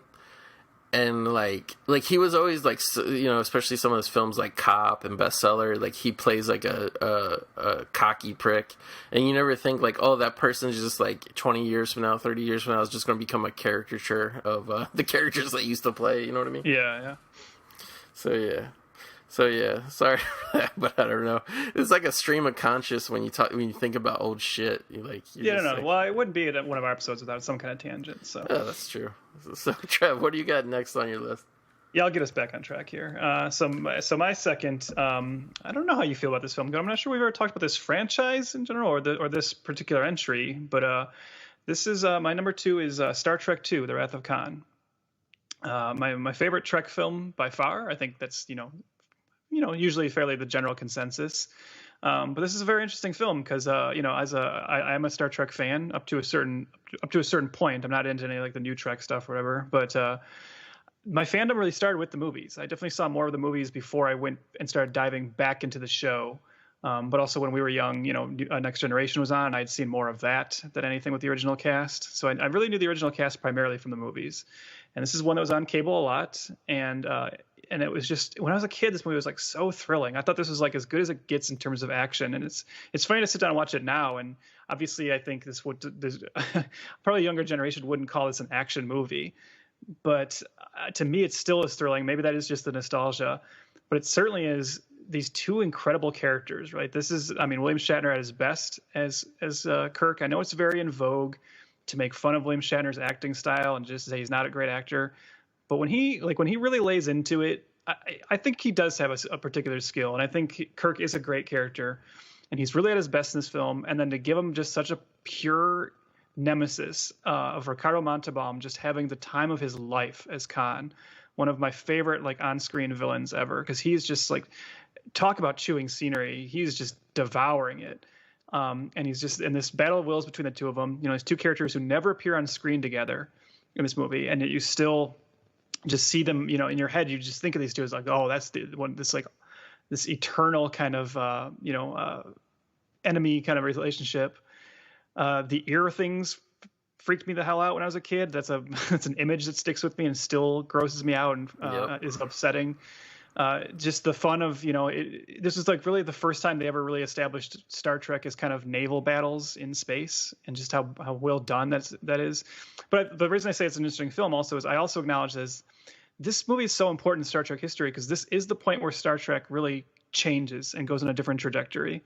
Because, Gene Roddenberry was very instrumental in the first Star Trek film, which people did not react very well to. And control was kind of wrestled away from him on this one and was given over to the director, Nicholas Myers, who was on record as being not a Star Trek fan and had never watched the show. And it's interesting then that, the movie he makes is actually a direct sequel to an episode of the original series. But he takes that and he instead decides to put like a little bit more action in it, get it to be a little bit more philosophical and not just, what Roddenberry had been doing with the everything is peachy keen in the future kind of approach. And I get it sends the movies in a different direction. I think it really informs Star Trek in a way that ultimately maybe ended up being a little negative. But this was when it was still Nicholas Myers really treaded that line really well. And there's been some talk recently about how apparently he has a new idea for a Star Trek film that he's been pitching the studio, and I think they'd be silly not to listen to him because this movie is brilliant. And this is one I would put right up there with like Star Wars. Is like people, that dumb old debate of Star Trek versus Star Wars. And people are always like, oh, Star Wars is better. It's like, okay, but if you're a Star Wars fan, watch this movie and tell me this isn't as exciting as Star Wars, because it is. Yeah, so starting with, just to have a movie to go see or whatever, like starting with this one, like my dad took me to all the Star Trek movies. I want to say up and through... Damn, I'll tell you, my memory gets fuzzy on it, but I think we saw all of the ones together in the theater, all the way from part 2 all the way through the new ones, or like not the new ones, but the what do you call it, Next Generation ones. I think it was just that last one with Tom Hardy we didn't go see. But yeah, dude, I thought about putting this on my list. I like it. But a couple years ago, I bought both of the box sets that have the original cast movies and also Next Generation. I've been slowly working, a couple times a year when I don't know quite what to watch. I go, oh yeah, I got the Star Trek movies. So like, yeah, like and just a week or two ago, I finished the fourth one, and yeah, dude, I really like the kind of like is how it's almost a trilogy: Star Trek 2, 3, and 4. Mm-hmm. It's kind of like a nice. There's actually been DVD releases called the Star Trek Motion Picture Trilogy. That's 2, 3, and 4. I'm just leaving the first one out. Yeah, and I gotta say, because I remember it just kind of like being an entity in the video store and stuff. Like I never had that because I didn't really watch it back then. I never had that like huge disappointment with part one that a lot of people. And then like there was like kind of the ones as we got older. I think probably when I was a kid, my favorite one was the one I just watched, part 4. Like we really liked that. We like how they went back in time. That was interesting and all that. But like yeah, like I kind of justified leaving this on my list because. It's weird, Trev. It's like, and I think we talked about this a while ago, but there's something about Star Trek when, like, you would never see now when you watch a science fiction movie that is very serious. I mean, like, I get it's outlandish stuff, aliens, crazy stuff, like whatever, but it's done in a very grounded manner. And like, I just love how old the cast was by the time they started making the movies. And honestly, like, it's nice to see adults star in movies. So like, my justification for not putting, and I know Wrath of Khan obviously is always considered far and above the best Star Trek movie ever made, but it doesn't feel that way to me personally. Like I've watched 1 through 4 over the last couple of years, and it's like I love them all. Like I will, like especially because like how we said 2, 3, and 4 is such a through line. Like to me, it's just one chapter. So like, I mean, obviously there could be some. I guess it's just like a Star Wars effect, dude. It's like I don't really So episodes 1 through 6, I should say, Star Wars, like, they're all different, but I don't really like, even though I probably like A New Hope the best as a standalone movie, like, I don't judge them against each other, so I was just kind of like, yeah, a Star Trek movie is going to end up on one of these lists for me eventually, but one thing I was curious about, because the box set I had, it's a little bit older, it was before they did that director's cut, like, what's your take on the director's cut of Star Trek 2, Wrath of Khan? Which the preferred version? I've never seen the director's cut, so okay. I have a box set too, and the box set only has the original cut, and I don't know if I have much interest in checking out the director's cut. I guess I should, since I love this film so much, and it's weird to think I don't, but that's the thing, is I've never felt like it just feels so perfect, like yeah. I'm worried about engaging with the director's cut in a way. Yeah. I mean, I guess maybe someday if it was ever put in front of me, it's just I have no interest in like necessarily tracking it down and buying it. Because I have the version that I love and that I can put on every time and watch. So yeah, it would just be pure curiosity and and availability that would get me to check out the other version. Yeah, like I'm with you. Like I couldn't really imagine because like the one thing obviously from Wrath of Khan that I remember is when we came out of the theater or in the theater or whatever is that ear scene. It was like for me because I didn't see Alien in the theater and I wasn't really aware of Alien, like really. Yeah, because I remember I never saw Alien until after I saw Aliens in the theater. So for me, for what the chest burster was for a lot of people, that's kind of what the ear thing, the ear bugs were in Wrath of Khan. Like we were just so like, like you know what I mean? Yeah, there's like a whole generation of people that I think are just so freaked out by things going in the ear, and I track it back to this movie. I think it's like when everybody saw this movie young. I'm also just really happy that I have on my list both Airplane 2 and this because again, like Airplane 2 is one of the first times William Shatner. You see him actually fully mocking his like kind of reputation and mocking his own acting style, having some fun with himself, which became like kind of a more of a go-to thing for him in the future following that. But then you have Star Trek 2, which I would put up there as probably his best performance, where he's really showing that no, he's not just the joke, like give him like a great script and give him, give Kirk like this really emotional through line, and he can pull it off. So I got to ask you, because why not? We're talking about it. We might not talk about this for a while. And I recently, with like the last 6 months, I watched 3 and 4. How do you feel as a fan that they kill Spock and immediately bring him back? Like that is one thing. Like even though I like the whole trilogy, and I as you, I like 3, I like 4. Not so hot on 5, but I love Part 6. And I even like the way they incorporate Spock into the Abrams films. Well, the first Abrams movie. Yeah. But there is always going to be a part of me that wishes they just left him dead after the second one, because I think that sequence is just so well done and so emotional and so meaningful and if not, like you said, if not, then the fact that they could have waited a few films or something, right? To just go right into the search for Spock, it does take away a little bit of something. I agree. So yeah, that's always been like a little bug in my butt about it, but it is what it is, I guess. Yeah, like the thing is, like people like, despite what people say, you'll often hear people say like, well, they clearly like chickened out and that was not the plan. But watching the movie, it's clear that always was the plan, because they do have the scene where he does the mind meld with Bones. They do show you him putting his memories into Bones' head, so it's clearly they knew where they were going. But still, I wish they had stuck with it. Yeah, like it's very weird, and it's one of those things like in years past, I always looked at it in a more cynical way, in all honesty, and I looked at it as like they lost their nerve type thing. But, especially watching 3 and 4 closer together, it's like, and I do think 3 is interesting in Search for Spock, the way they explain it and everything that happens and stuff. And they really do delay, because even through, it's really the process of part 4 that he really kind of becomes like fully Spock again. Mm-hmm. I think for me, at least now, is revisiting these films or whatever, like seeing because if that was modern day now, dude, like Search for Spock, like instantly he just would be back and he would be whatever, and it would just be like the cheap and easy. The fact that they actually committed to making it a process over the course of parts 3 and 4 to actually like fully kind of like bring Spock, the character, have him like whatever. Yeah. However you want to call it, rebuild himself, whatever. Like, I'm okay with it. Like, yeah.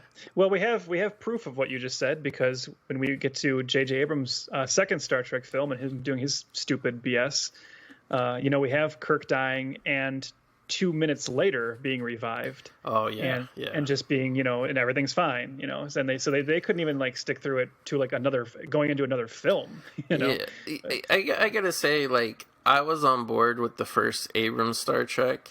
I like it a lot. Yeah. And then part 2, I'm not as low on it as people. I hate it. Yeah, I'm not that low on it.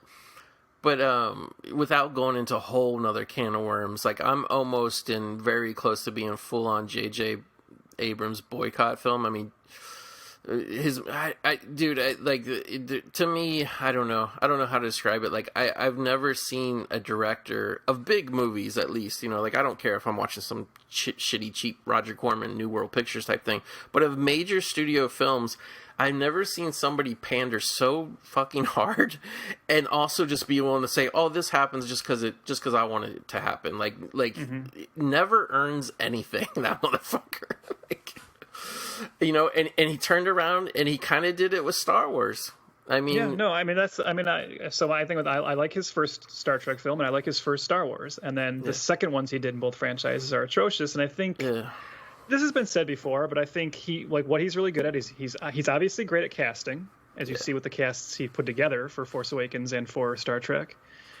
He's a great visualist, and he's very good at making sequences that are exciting. Like that's what he's strong at. His weakness is storytelling. When you expect him to tell the full story, he clearly should not be allowed to have that strong of a creative hand in the writing of his material. And there are definitely stories about, making Star Trek Into Darkness, how the other writers did not want that to be Khan. And they were saying, like, no, let's have it be this other villain. And him being like, no, it's got to be Khan. Khan's the big villain. But then also doing his dumb mystery box thing with Khan, which adds nothing to the film and ends up just being a big detriment to it. Whatever. I don't want to do this. We don't talk about J.J. Abrams. But, yeah. But I agree. It's like he gives you like the weird like processed homogenized fake version shit, because like leading into Star Trek 2 The Wrath of Khan, like you even know who Khan is before you even seen the movie, because he was on the TV show. So it's like the power of Khan in the original Star Trek 2 is it's a fully realized performance, an amazing performance for Ricardo Montalban. Having some other guy just be somebody else and then be like, oh, by the way, I'm Khan. Yeah. Why would you think that would be like a powerful thing? You know what I mean? Well, that's the thing. Like, they had that moment where it's like, and my name is Khan. And it's like, but that means nothing to these characters. No. So you're doing that just for the audience, and I hate that kind of stuff. Yeah, it's bullshit. All right. Well, we need to cover Star Trek in some way on here, Trev, because I know we flirted around with the idea of it and doing this and doing that, but at some point we have to throw it into the mix here, because every time we talk about it, I don't know, I get more and more interested in it. It's one of those things, I think, in a weird way, they were just spectacle movies for me more as a kid, and I think now, like, I finally get, like, the interesting themes and shit that actually is what Star Trek is based on. You know what I mean? Mm-hmm. Yeah, and I think there's a lot of people, and maybe you fell into this or still do fall into it. I think there's a lot of people who, to them, they only care about the movies, right? So Star Trek is just a movie franchise for them, and I think that especially gets tricky when you get into like Next Generation, because I like those Next Generation movies, or some of them, but that the characters feel very different than they do in the TV show. Like the movies turn Picard into an action character, which he's not at all in the TV show. So it's definitely two different beasts, the TV shows and the film franchises. But I like them both. And like I just happened to like Star Trek was still a thing on TV and reruns. Don't get me wrong. But it's not like now where there's like a network that's running it nonstop. Like they were very scattered. Like I never could watch them beginning to end as a kid. And like, I don't even think it was till like the really like late 80s that you could like get it on videotape. You know what I mean? Yeah, no, you're right. The original, when I was growing up too, the original Star Trek was kind of hard to see on TV. Yeah. And then we were all about Next Generation when it came on. But I want to say I only lasted like a season or so, and I just fell off. Yeah, that first season is pretty rough. Yeah, and it's not even like like I would even be curious to kind of revisit it a little bit in all honesty, but like I just couldn't stay with like TV shows like that back then. I just couldn't, mm-hmm. You know what I mean? Yeah. But love Star Trek. Can it keep going? You think? Like what? As I start talk about the movie franchise, can it keep going? I mean, I know the Chris Pine version is pretty much dead and buried now, but like what could they possibly do? Do you think? I really think the key is that the thing they need to do with the movies is the thing that they've never been willing to do. I think you would need to, at this point, especially where you have multiple Star Trek shows that I guess are pretty successful on TV right now, right, or on their streaming service. Yeah. I think you need to further break apart the movie and TV world, and I think you need to just create a separate Star Trek movie franchise in its own timeline with new characters, and have that be what, and not be another like reboot, and not be what the characters that are on the current TV shows.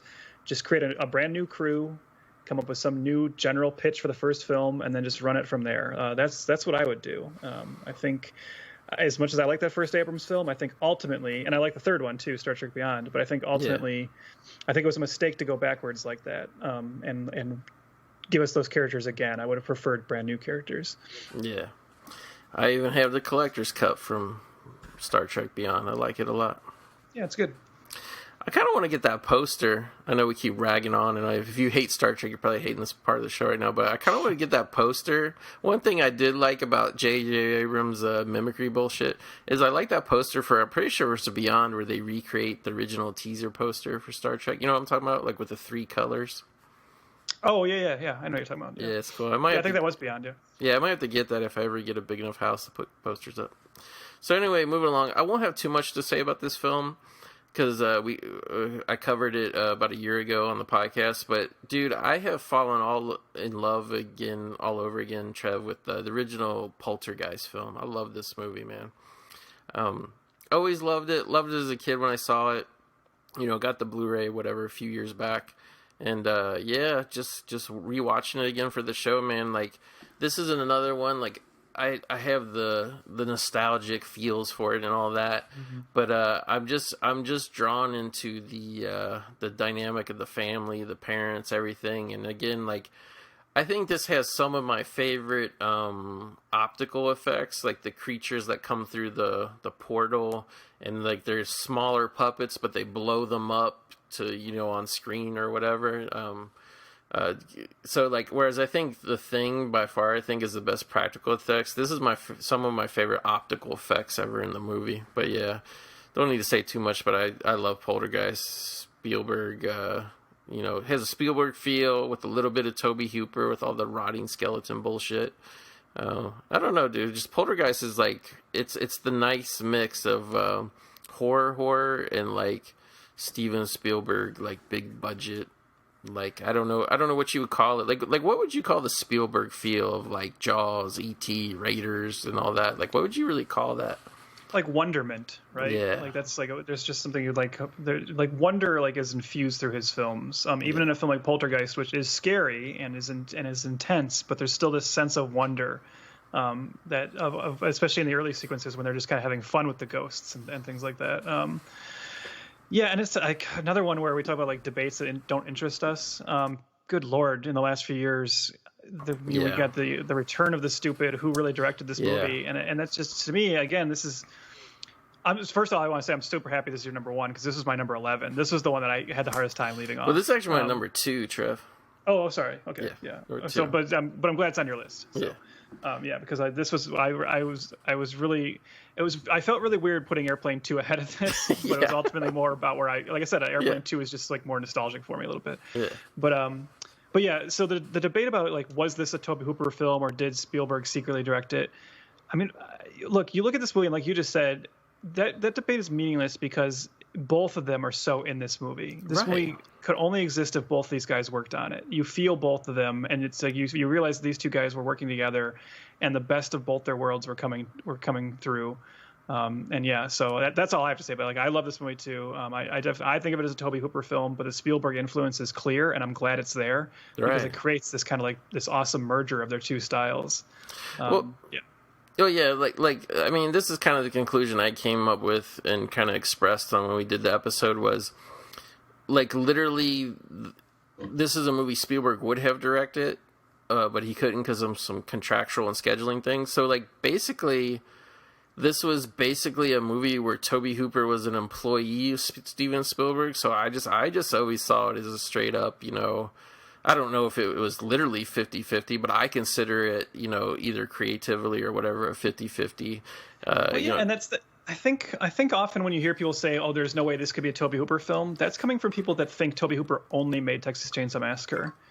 Right. And I'm going to say something that is going to sound mean, but just give me a second to explain it. I think one of Tobe Hooper's strengths is that he didn't necessarily have a very distinct directorial style. Right. I think instead he was somebody that would adapt his style to the project.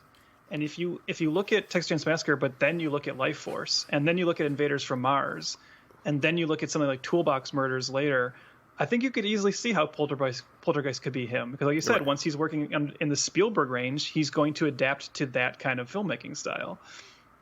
So like exactly what you said. It's like, when I watch Poltergeist, like, I do see the Spielberg influence, but I also see pieces, like, really strongly of both the Funhouse and Invader from Mars. Like, like to me, it's not that thing where they, like you said, people like for some reason say, "Oh, there's no way Tobe Hooper could," or whatever. It's like, well, I'm sorry, but like Steven Spielberg did not invent fucking kids in a suburb riding around on bikes, and you know what I mean, and having Star Wars toys on their wall and shit. You know what I mean, like.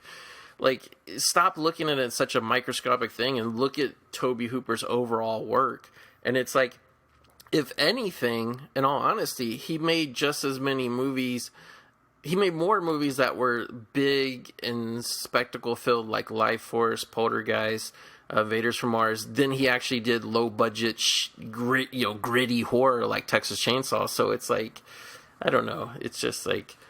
The guy he kind of rode both worlds of the independent filmmaking and also like the big budget studio filmmaking. You know, unfortunately his Cannon films didn't do that well, and they were, I mean, Cannon was always going to collapse no matter what, don't get me wrong, but you know, his big budget kind of misfires were that. But I mean, I own them all on Blu-ray. I love them all. So I mean, yeah, I think Tobe Hooper is really underrated, and it's like that thing of like, you know, I've seen it happen in recent years too with directors like John Carpenter and George Romero, and I'm just kind of like, don't judge a director only on his lesser works. You know what I mean? Take it all into account, and it's like, well, and also don't judge them only on their first big breakout. Right.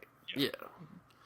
I mean, I always say judge a guy's career more on the quality than the quantity in terms of like, even if a director has 3 or 4 bad movies, if he has 1 or 2 great movies, it's like that's actually more than most directors have. So, so yeah, I love Poltergeist, man. So we're coming in the home stretch, Trev. What do you have for number 1 here? All right. Well, I can actually keep this brief because this is a film that was actually already talked about. But my number 1 is, of course, Superman 2. No, sorry, that's a joke. That's a callback. Damn, you recycling them lists, Trev. So for the listeners who don't know, due to some internet shenanigans, I accidentally put Superman 2 on both my 80 and 81 list because apparently it was like shown one time December 80 somewhere, and so I got my wires mixed a little bit on that. But no. Well, the best part too is I didn't notice either. Yeah, no. But no, my real number 1 is Blade Runner. I am one of those guys who says who actually prefers Blade Runner 2049. That was my favorite film of 2017, but Blade Runner is my favorite film of 1982. So the thing is, I love them both. And to what you were saying earlier about, some people talk about how like Blade Runner is kind of boring, or the story's not super strong. Like I get that, and there's a part of me that kind of agrees. Right, it's not the strongest story. I think I even have issues with the story. When you ultimately think of the logic of it. In those, especially in like the final scenes, it's like, well, why is Decker even still bothering looking for Roy Batty if Roy Batty is just going to die in like 15 minutes anyways? It doesn't seem like there's a point to it. That's not the thing about Blade Runner. You were kind of speaking this earlier ago. Blade Runner is a film I can put on at any time and just get pulled into that world. This is a movie you experience more than you watch. Just the visuals of it, the tone, the music, all of it comes together in a way where I'm just completely entranced by it the entire time. It's like you want to live in that city. You want to breathe that city in. You want to like touch it and smell it and see what that's really like, because the production design is just so incredible. And watching it, being very aware of how influential it was, and knowing that you're seeing like the birth of basically like 90% of sci-fi films that follow. So I'm actually kind of glad the story is kind of lackadaisical and slow moving, because it allows you to just spend time in this world and kind of float through it a little bit. And it's gorgeous. And like you said, that Ridley Scott style, it's all on display. And then, Harrison Ford's very good in it, but Rutger Hauer, what a performance. That the end of that movie is super emotional. It does get to me. I love this. And one last thing I'll say about it is I love that I have, I'm assuming you have this too, Goat. I love that I have the Ultimate Edition Blu-ray that has all the various cuts. Because ultimately I love that I have that's basically like a film school in a box, essentially, or at least looking at a very particular. When people talk about how much can editing change a film, it's really cool that I can actually just show them by saying, here are 4 completely different versions of this movie, just through like editing choices and kind of reworking things. What is it like when you take out the voiceover? What is it like when you change some orders around? And I just love that that's all available, as opposed not to crap on George Lucas, but his whole thing of like not allowing the original cuts to be available of Star Wars. I love that Ridley Scott was more like, no, let's make every version of Blade Runner available so people can see this evolution to where it finally got to what I wanted it to be. That's really cool. Yeah, I have the whatever Final Cut Blu-ray, but I actually have the whole set thing on HD DVD, and I'm kind of like whatever. I've watched clips of it, watched chunks of it. Trev, I've never watched the theatrical cut all the way through. Yeah. And I've always had a prejudice against it because I'm like, well, this is the version Ridley Scott kind of says is bullshit. Yeah, well, Harrison Ford doesn't like it either. Yeah. Yeah, what do you think? Should I let that continue to take, or should I just take in a one-time viewing of the theatrical? Yeah, I think if you love Blade Runner, I think it's worth watching one time. And even if it's just to see, like the last time I showed this movie to someone for the first time, to introduce it to them, afterwards I was like, okay, you need to see what this voiceover is like. Yeah. And we were both watching it and like laughing at it because it is really goofy, and you can tell Harrison Ford doesn't want to be doing it. He's been very open about that, and it comes across in his vocal performance. But yeah, I think it's worth seeing once. And if you have the whole set too, the making of a documentary on there, Dangerous Days is fantastic. Yeah. Yeah, I watched that about a year ago, maybe a year and a half ago. But like another reason I've never really gone into the theatrical cut, and I was kind of surprised. Like I kind of got curious about it because our good friend Jelly, who was just on this show recently, I don't know if straight up if he prefers overall the theatrical cut, but like if I'm remembering this correctly, I think he was saying like he misses the voiceover or whatever. And I was always afraid of watching the version with the voiceover because Blade Runner is actually one of my favorite Harrison Ford performances. At least, I guess, maybe genre performances. And I like the whatever director's cut version. Like, I thought it was great kind of how understated he was. And I didn't really want to hear, like, a narration that would explain his thoughts too much, if that makes sense. It is explaining too much. There's moments where he's just sitting there and, like, they have the voiceover telling you what you're seeing on screen, giving you backstory to him that we don't need. I want to say that Jelly likes the voiceover ironically. I think that's the case. I at least hope so, because it doesn't add to me. It detracts. I definitely think like my go-to is the final cut always. Yeah. But I think it's very cool to have the different versions available. And this is another movie that ends on. And again, this is like one of the first movies when I was younger of like clocking this, a movie that ends on like an interesting mystery. And unlike what we were talking about, this is where I'll briefly give Blade Runner 2049 credit, which, as I said, another movie I love. They figured out the right way of like doing a sequel that brings up that mystery but still doesn't answer it, which I was very happy about, because it's another one where you don't really want the answer. So, and here you have a case where like Ridley Scott and Harrison Ford have both given different answers, which is fine because to me that means like good, then there's still not an official one.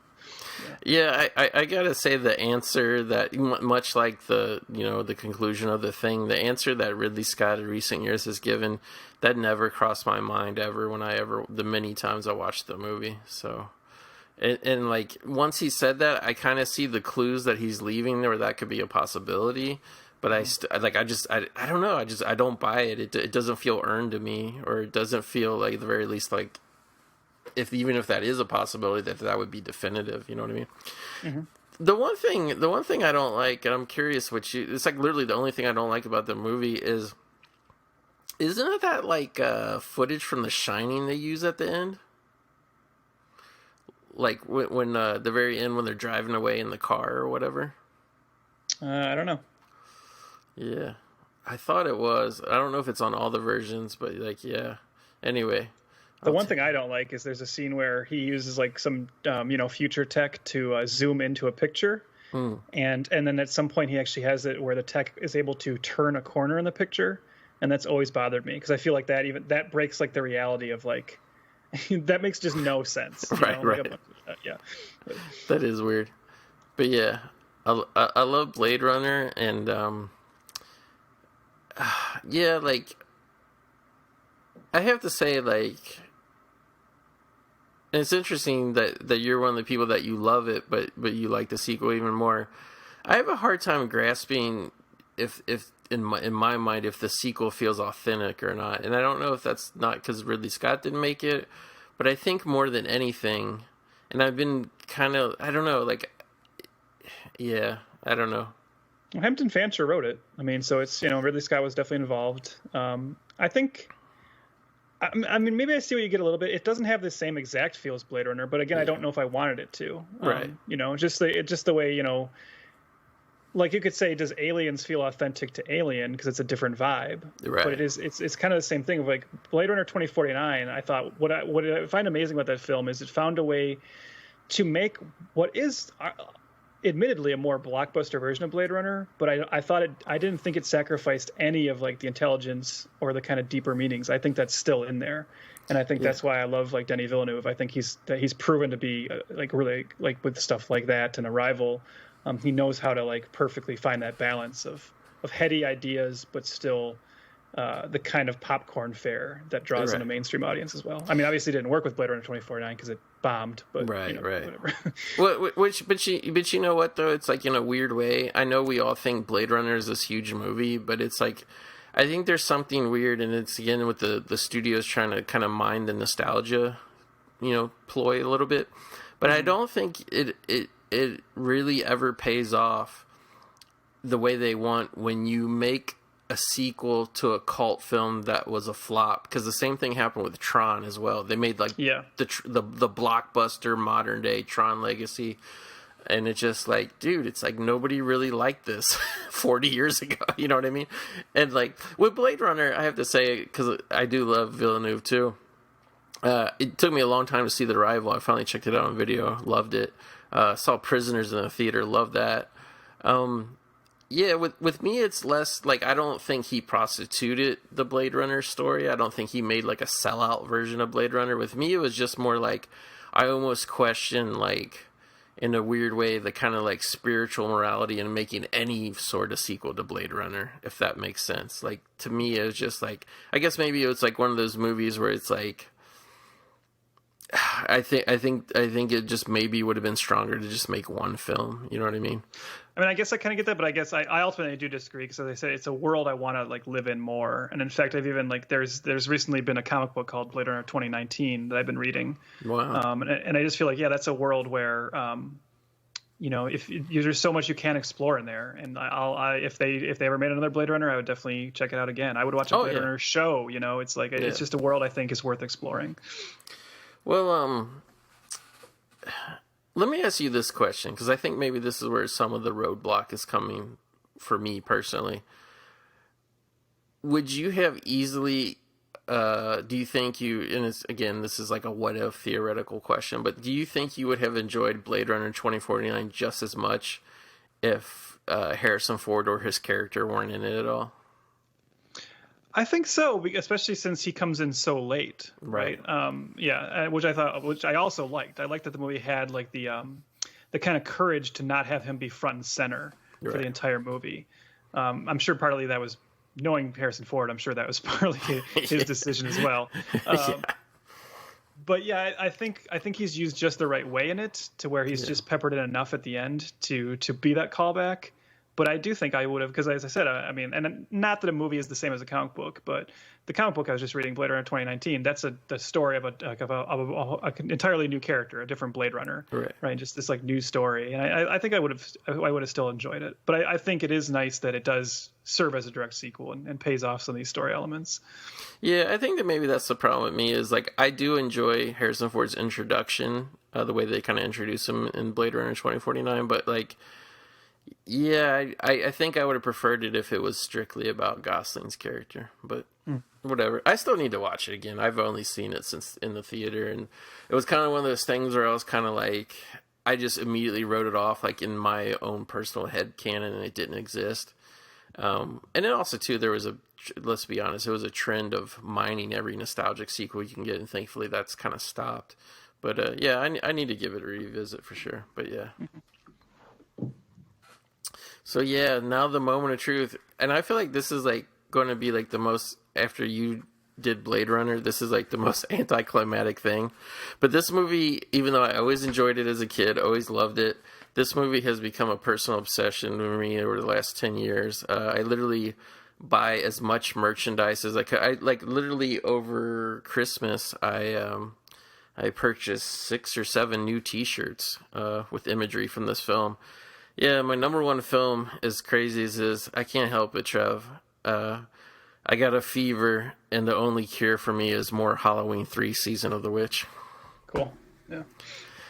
Again, it can't, it's nowhere near the class of something like Blade Runner, The Thing, or even like Poltergeist, in all honesty. But, like, to me, I think Halloween 3 Season of the Witch is one of the best kind of noirish B movies I've ever seen. Like, I just love it, and the elements are so vibrant with the costumes and the whatever and the Conal Cochran. And I was lucky enough, I bought the novelization a few years ago before it got really super expensive.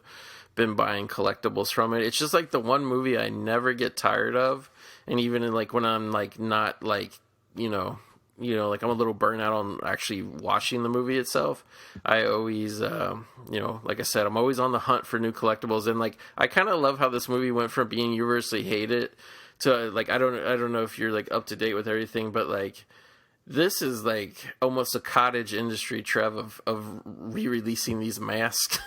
Yeah. Halloween 3 Season, which will not go away. I love it. Yeah, no. In our lifetime, it's gone from that's the crappy Halloween nobody likes to what do you mean you don't like Halloween 3? Oh, you're an idiot for not liking it just because Michael Myers is in it. And I'm very happy to see that shift. Yeah. Exactly. I love it. I could tell you how cool it is, Trev, because Atkins has sex with a young girl, but I really don't even care about that part. I really don't care.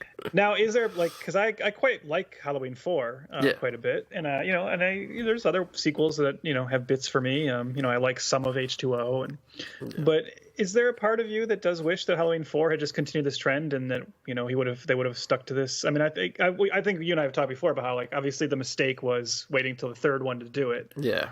People would have accepted it, I think, better if it was the second film started this, like, oh, these are anthologies. But yeah, do you wish that they had kept with that and not ever brought Michael Myers back? Yeah, for sure. Yeah, because I really loved 4, like, when it came out in, recent times. I won't say it's lost its luster, but I kind of see, like, I don't know, like to me, 4, and even though it's a really insane hacked apart movie, even 6 has some moments I like. But other than that, like, I don't want to be a hypocrite, because I enjoy going to see these movies. I enjoyed the Rob Zombie ones. I enjoyed the more recent one when Jamie Lee Curtis came back and all that. But I just, like, let's be honest, Trev, there's no interesting story to tell with Michael Myers or Laurie Strode. And I know that sounds like an asshole thing to say, but like, everything we know or we whatever about Laurie Strode, it all revolves around her relationship with Michael Myers. Like, they're just, and especially if they would have gone in that direction, because that's what Carpenter was trying to do, because he was like, he had some rights or some involvement in it. And like, Halloween 3 was the last ditch attempt to keep him connected to the Halloween franchise, you know what I mean? So yeah, I think it would have been better. And I don't know if box office wise it would have made a difference, but then again, like, I know Halloween 3 is seen as this colossal flop. It's really not, Trev. Like, it definitely was the law of diminishing returns, and it didn't make nearly as much as Halloween 1 and 2, but it's still, they didn't lose money on it, I'll put it that way. And when you look at Halloween 4, 5, and 6, it wasn't really till Halloween H2O that the franchise even made real money again. So I think they just, would have, like, if they just would have weathered the shitstorm of 3, like not having Michael Myers, and they would have done part 4 without him again, I think, it would have either lived or died on its the quality of the individual entries. And to be honest, like, I don't really get why, like, because everybody says that's a fan of 3 says, like, oh, like, I wish there was a franchise that did that. I don't get why you still can't do it. You know what I mean? Like, I get it's hard to market the actual anthology films that have 3 or 4 separate stories within them. But I think, if you just used, like, Halloween, semicolon, and I'm not even talking about, like, the Michael Myers franchise, just filmmakers in general, if they wanted to, somebody else could start it. You know what I mean? It's like the last time I tried it was Tales from the Crypt, and what you always see is, like, if suddenly, so, like, Demon Knight did well, and then Bordello of Blood didn't, and then they just get scared and say, well, I guess that's done. It's like, well, no, if you're going to do a franchise like this, you have to just run that risk of saying some of them aren't going to hit, but, like, try to come back with a stronger one. Okay, Bordello of Blood didn't work. Well, then don't lay off on the comedy as much next time. Right. But who knows? Yeah. And also don't release it like 2 months after From Dusk to Dawn or whatever it was. You know what I mean? And maybe don't put Dennis Miller in it and just let him write all his dialogue and just turn it into a Dennis Miller movie. Exactly. And it's kind of funny too, because in my opinion, that movie, I enjoy that movie. I do too. It's fun. It's Corey Feldman. You got Chris Sarandon in a vampire film, not playing a vampire. Like, gorgeous, like, yeah, exactly. Angie Everhart's the best in it. It is what it is, but it's like, it's funny that, in my opinion, it's the best thing Dennis Miller ever did his career, and it's like the thing that he shits on the most. So. Yeah, no, I'm with you. I actually just made that crack, but I actually kind of like Dennis Miller in that movie. That actually kind of makes me happy that he hates it so much, because he seems like such a piece of shit. So. Yeah, so that's our top 10, and we always close out with the movies that we want to see from this year, but we didn't see. But just real quick, Trev, was there any interesting pick that you wanted to be on your list that didn't make it? You want to mention real quick? Well, like I said, there was quite a few actually. Like, the ones that were like Poltergeist felt really weird leaving off, and then the other ones I'd say were kind of. Oh no, there was the one other one I was trying to find a way to get in there. But it just wasn't going to break into this group, was Q, the Winged Serpent. Oh, yeah. Love Q. Yeah, I had Friday the 13th Part 3 on, and I scratched it off. I had The Thing scratched off. Actually, 48 Hours was a hard one for me to scratch off. Because to me, that's like kind of one of the perfect buddy comedies. So Yeah, I kept going. I kept thinking about King of Comedy too, but Yeah. I mean I love King of Comedy, but it's not in like my top like five Scorsese's, so that's kind of how I was able to justify that. I think I was just curious to mention this to see if you ever heard of this movie. I just caught it like during pandemic time on cable, but it was on my list and I scratched it off. It ended up getting replaced by Come Back to the Five and Dime. But there's a movie called Personal Best, which I never ever heard of till I just caught it on cable. It's Meryl Hemingway, and she's like the movie came out in 1982, but it takes place in 1978, 1979-ish, and she's like a training. Her dream is to be in the Olympics, the whatever you call it, like the track and field events, and it's basically her, and like it's a pretty like somber, downbeat thing about her training and going to this university. And what was interesting was she kind of gets into and I was shocked to see this for a movie at the time, but she gets into a lesbian love affair with this other athlete who they actually got like a real life, I'm blanking on her name now, but they actually got a pretty well-known female decathlete athlete to be in it with her. And it's like, you never would have thought that they just plucked this lady into this movie because she was a athlete, because she's actually really good, and it's got a lot of frank sexuality in all honesty. And Scott Gillen is great, and he plays their coach. And basically the gist of it and why I love it is through the course of the movie, it takes place over the course of a year or two, and her advancing in her training and setbacks and whatever. But then the bomb drops that the Americans are going to boycott the Olympics. So it's like the movie has a really bittersweet, and this isn't a spoiler, it's that's why it's called Personal Best, is the athletes of that time, the only shot at, well, not Olympic gold, but just the only thing for all these years of training that they had left was a final event for them to compete in, just to set their personal best times and scores of like whatever. So I gotta admit, Trev, I am a sucker for these downbeat dramas, man. No, I never heard of that. Yeah, that's a new one to me. Yeah, it's pretty obscure, but it's pretty damn good. I'm surprised I never heard of it. So, was there any part of you that wanted to go very problematic and include the toy on your list? You know what? No, I'll say that is a movie I watched a lot as a kid. A lot as a kid. No, I don't. Yeah, I thought about that, but I was into the toy for non problematic reasons. Yeah. I just liked the fact that they wore those cool Spider-Man pajamas. I wanted those so bad when I was a kid. Great. And I remember as a kid, I really wanted a Wonder Wheel because I thought the Wonder Wheel just seemed like so cool. But yeah. I'm trying to think, is there any version you can... Well, I guess you could probably make that movie now as long as you just had them both be the same color, right? Yeah, I think that's the important part. Like if Ryan Reynolds played the Richard Pryor part, everybody'd be cool with it. Yeah, I mean, I wouldn't, but... You wouldn't be cool with it? I'm just saying Ryan Reynolds is no Richard Pryor. No, not at all. But I think my favorite part of that movie, besides the Spider-Man pajamas, was... I love the scene where like, he goes in the toy store, the kid, and they tell him he can have anything he wants, and he's like, I want this janitor. Like, I don't know why, like that scene fascinated me as a kid, because it's just like, and obviously it speaks to the character of the little boy, how lonely he is and everything like that. He needs a friend. But yeah, if you get over the troubling aspects of it, I think it's kind of story-wise a sweet film. You know what I mean? Mm-hmm. Yeah. Yeah, and there's definitely a lot of funny, like very funny bits in it. An image that pops in my head a lot.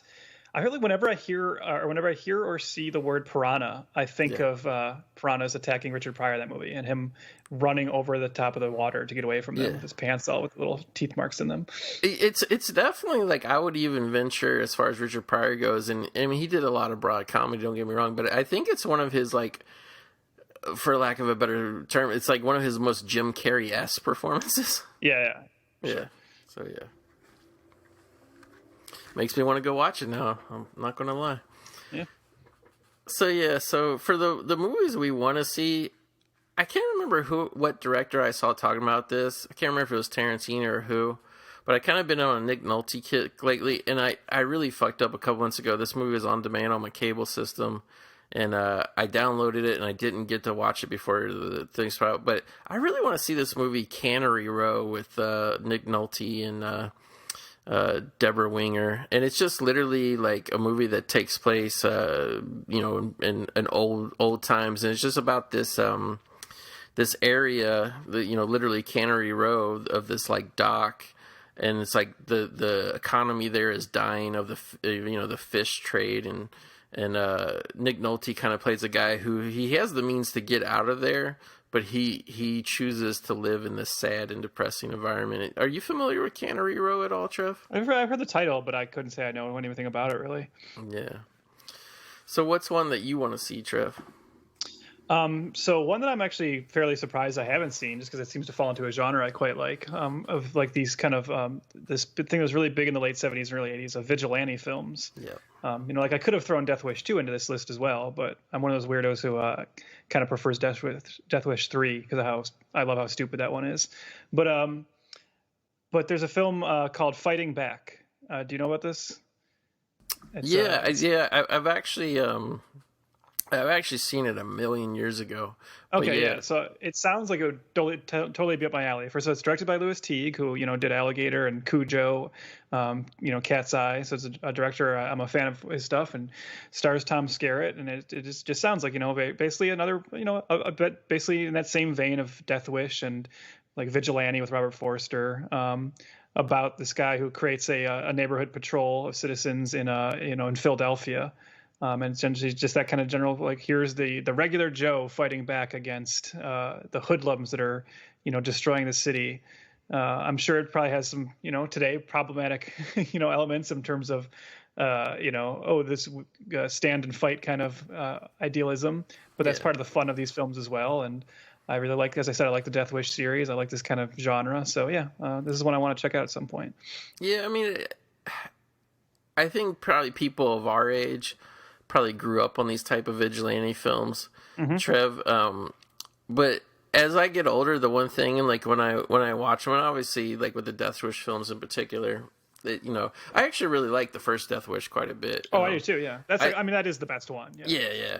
But like more than anything, I always get the thinking when you watch these vigilante films, because I feel like at the time they were released, we were supposed to sit there and be like, yeah, get them, blah, blah, blah.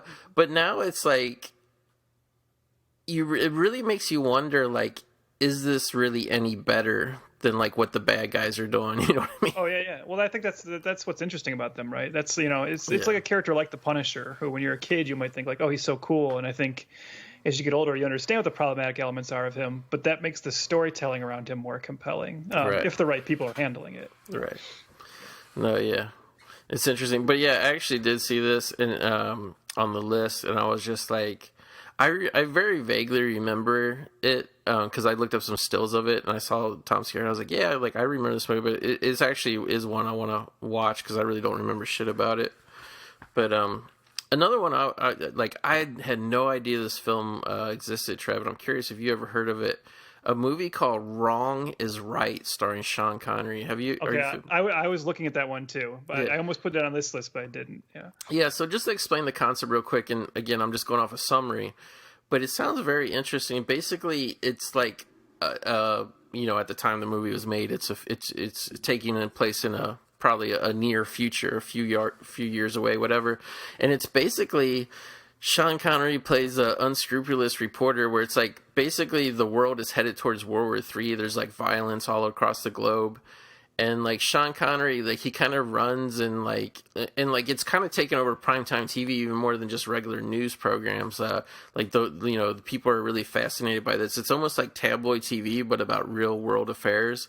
And like, yeah, he's basically running around covering like there's various plots, but with foreign countries and involving the U.S. as well. It's like, we're basically on the brink of World War III, and it, at least from what I could tell from the trailer, because I checked out the trailer too, like it seems like just one of those really interesting, Trev, like satirical films that you would get in the 70s and 80s. You know what I mean? Yeah. No, I was definitely intrigued by that one too when I was looking at it. And I think more than anything, like more than just the subject matter, I was like, I'm really intrigued that Sean Connery wanted to do a movie like that. So. Yeah. So another one for me this is another one where it just seems like something I would have seen at some point in my life, but somehow it escaped me. And that is, I was about to say the 1982 film, but obviously, but this is an American-Japanese horror film called The House Where Evil Dwells, which is about an American family that moves into a haunted house in Japan. And I just kind of like that idea, like obviously the early 80s, we talk about Poltergeist and Amityville and stuff like that. The early 80s was, there's an explosion of haunted house and ghost movies. But I like that kind of internationalism of saying, let's put an American couple in a Japanese haunted house. I would hope maybe there's some interesting cultural elements to that. But also the woman in the couple is Susan George, who I think is like one of the sexiest actresses ever. Oh, yeah. You think of stuff like, well, it's weird to say she's sexy and straight or Straw Dogs, considering what happens. but well, she's sexy in the first 5 minutes before. Yeah, but I mean, I think of things like Dirty Mary, Crazy Larry, and the Pete Walker films she made. And Venom. She's just gorgeous and an actress I like.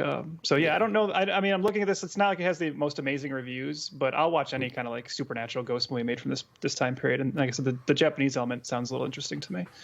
Well, since we kind of broach the topic there, and we are being problematic tonight, Trev, what's your take on the infamous assault scene in Straw Dogs? Because there's this weird take that supposedly Susan George's character is enjoying it, and I gotta say, I never really felt that when I watched the movie. Do you? Do you pick up that there's some sort of ambiguity with her character? I think there is. I don't know that I've ever read it like she just entirely enjoys it, but it's more like she just accepts it and decides that the way to like get through this is to kind of go along with it. Right. But I think she does still have like a connection to that character from their past. But but I mean, the whole thing that's a complex movie. It is. That's not a movie. We're just talking about like that's a movie that is made to make that movie's designed to make you feel and consider the appropriateness of like fighting back. So I think like Sam Peckinpah knew what he was doing with that movie. So I gotta say, to me, that was one of the most offensive things when they remade that film. In all honesty, I never even bothered, and I couldn't. I finally rented it, and I mean, if I had to be like a complete objective film critic, it's not like a terrible film, but it's terrible in relation to the original because you totally see like the way they're trying to, and it has actors in it that I like, but it's such a pale imitation, and it's just, I don't know, like that time has passed, the point, and like you said, the complexity of the original Straw Dogs, like the time has passed, like that's not what cinema now is about, you know what I mean? And who was the main guy in that one? Who was the main actor? It was what's his name, James, the Cyclops. Was it, I can't remember, Marsden? Okay, yeah, James Marsden, that's right. Because I was thinking it was definitely someone who like, it means something in Straw Dogs when it's nerdy little Dustin Hoffman, Right. And the fact that like James Marsden is this strapping, handsome, guy, built guy. I don't know, it definitely just didn't feel right. But. What's even weirder about it, Trev, is like they kind of like try to make him do a Dustin Hoffman impersonation with the glasses and the clothes, like try to cover up to make him a Dustin Hoffman type, and it just that doesn't, Really? You want to impress me? You make Straw Dogs and cast Richard Kind in the lead role. Oh, yeah, Richard Kind. I mean, talk about one of the most versatile performers we have in the cinema today. I mean, he, especially all those years of all that, the sitcoms he's done, he'd be ready for it. Yeah. All right. I'll do like I said I had 4. I'll just quickly say one and then get into my real one. One I was definitely looking at was it was Vice Squad with a Gary Sherman film with Wings Hauser as this like crazy pimp named Ramrod. I'm a really big fan of Elric Kane, the host of Pure Cinema podcast and Colors of the Dark podcast. And I found that my sensibilities tend to align with his quite often. And he became like obsessed with this movie in recent years. He's particularly just obsessed with Wings Hauser in general. And I kind of get it and I agree because like when you get a good, crazy Wings Hauser performance, there's nothing like it. And ever since he went on and on about this film, I've really wanted to see it. It's one where I always almost pull the trigger on getting the Shout Factory Blu-ray, but it's that thing where it's really obviously because it's Shout Factory, it's a very expensive blind buy. Right. But I've definitely thought about it a bunch of times because it just sounds like it's probably a lot of fun. Yeah. I don't know if you've seen that one or not, but that's no. Okay. I haven't, but I know what you're talking about. But the one I really wanted to highlight was another one where this just seems like it's again, this sounds like it might be really bad, but probably bad in a way I would really quite enjoy. And this is the movie The Challenge. A John Frankenheimer movie written by John Sayles. So again, 2 great filmmakers, and starring Scott Glenn and Toshiro Mifune. And just what an odd combination. So you have like a younger Scott Glenn and an older Toshiro Mifune, and so this is about Scott Glenn is apparently a down on his luck prize fighter who's hired to smuggle this like ancient katana back to Japan that belongs to this particular family. But it turns out that this is all like a setup, and he gets involved in this like kind of battle between these two warring, these warring Yakuza members in Japan, and ends up kind of becoming an apprentice of Toshiro Mifune's character and learning the Japanese samurai ways. I don't know. It sounds like it might be really corny, but I love that kind of corny 80s action, and Scott Glenn and Toshiro Mifune are both badasses, so sounds like it could be pretty cool. Yeah, I think Scott Glenn is like really. Sorry, before I was trying to hold in a laugh, I made the mistake of looking up some pictures of the remake of Straw Dogs, and I was trying not to laugh. But Scott Glenn. I mean, he's talk about one of the most underrated badasses. Like it's not a 1982 movie, but one movie I really want to see. I want to say it's from the 90s. Is Scott Glenn was in the original version of Man on Fire. Mm-hmm. Yeah, I've seen it. Yeah. Is it pretty? How would you compare it to the Denzel movie? I mean, it's not as good, but that's not only because, but I mean, it's not allowed to be as flashy, and right. It feels like if you feel the limitations of it, but story-wise, it's still just as good, and he's good in it. Yeah, trying to again, Scott Glenn. He was in my Decathlete movie too. So, I mean. It kind of sucks too. Like Scott Glenn's like one of those guys, and I appreciate that they kept him going in movies for a long time, like even all the way up through Sucker Punch. But I guess also too the Daredevil TV show. But it's like it's one of those things where it's like Scott Glenn's one of those guys. I wish he never had to get old. Pretty much. Yeah.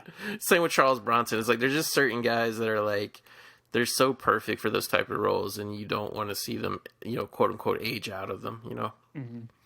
I mean, I'm just looking at pictures of the challenge. There's one picture of like Toshiro Mifune and Scott Glenn both entering a room, and Toshiro Mifune has his samurai sword up ready, and Scott Glenn has a machine gun. And it's like, come on, I want to watch this movie right now, Yeah, like I don't remember if it was like HBO commercials or what, but I remember like the marketing for that movie at some point. It's like the trailers, like, and it always looked like it was like a badass movie. Mm-hmm. So I just have one last one, and this is like. I don't really have too much to say about it. And I was really more curious if you've heard about this, Trev. So there is a movie, let's see, it came out April 2nd, 1982, called Pandemonium, which was a parody slasher film, which, like, I'm always up for those. But the cast on this is awesome, dude. It's got Carol Kane, Phil Hartman, Judge Reinhold, Tom Smothers, Eileen Brennan, Paul Rubens. Like, yeah, I've never heard of this movie until I looked at the list the other day. And apparently it was, and I wish they would have called it this, but it was originally going to be called Thursday the 12th. Goat, I had to, when you brought that up, I had to hop onto my letterbox to confirm something. Mm-hmm. I had to confirm a date. I watched Pandemonium for the first time January 31st of this year. Are you serious? Yeah, I just recently watched that about a month or so ago. So was it something like you knew about, or you just recently came to it? I'm trying to remember how I came to it. I think it's on. I don't know if it still is, but I believe it was on Prime. Okay. And oftentimes if you just click on one thing on Prime, it sends you down like this rabbit hole of finding other things that sound interesting. Right. And I don't even remember like why I clicked on that, because I think in my head maybe I did know about it, but there's like another slasher comedy from around the same time called Wacko. Yeah, I've heard of that one. And I feel like I was getting those two confused in my head sometime. But I've still haven't seen Wacko, but I've seen Pandemonium. Now I will say I wasn't necessarily blown away by Pandemonium, but I think you'll like it. I think you should watch it. I think, speaking to that cast you talked about. Kind of the main person in it, like what we would consider the lead role, is Carol Kane, and she is awesome in it. Like she plays like basically she's Carrie. She's a psychic girl, and they do like a lot of Carrie jokes. But then really like the real show stealers are Tommy Smothers plays like a Mountie who's on the case investigating the killings, and then his sidekick is Paul Rubens. Wow. And it's a very young Paul Rubens, and you can see him like trying out some of like the Pee Wee Herman mannerisms that he was clearly developing right then. Wow. So like every time those two are on screen, the movie definitely like ticks up a little bit. But it's a lot of like really dumb, really corny humor. But I was actually kind of impressed at how goofy and how surreal some of the humor was willing to be. So I will say, in my review, I basically talked about how I liked it more than Student Bodies, which was the other like slasher parody of the time, which is a movie I've given that movie so many tries because I feel like I should like it and I never do. I can't get into it. Yeah, and I thought Pandemonium was better than that at least. So. Yeah, and that's really, I was just like, well, when I read about this, I was like, I hope it's better than Student Bodies, but. How awesome would it be? You could make a section on your shelf if you wanted to. If they would have stuck with the original title, you could have had Thursday the 12th, Friday the 13th, and Saturday the 14th all right next to each other. Yeah, missed opportunity. For sure. Was there any other ones you had on your want to see list, Trev? No, I mean, nothing that's like. There's a part of me that says Death Trap, I guess, but I feel like I have seen Death Trap and just don't remember it at all. You know. Dude, I don't even know. Which, speaking of, I guess actually it won't matter because by the time this airs, it'll be gone. But yeah, Warner Archive, the final 4 for $44 sale, Trev. Mm-hmm, Get in. But yeah, Death Trap was a blind buy for me on a 4 for $44 deal, and I gotta say, like, I love that movie.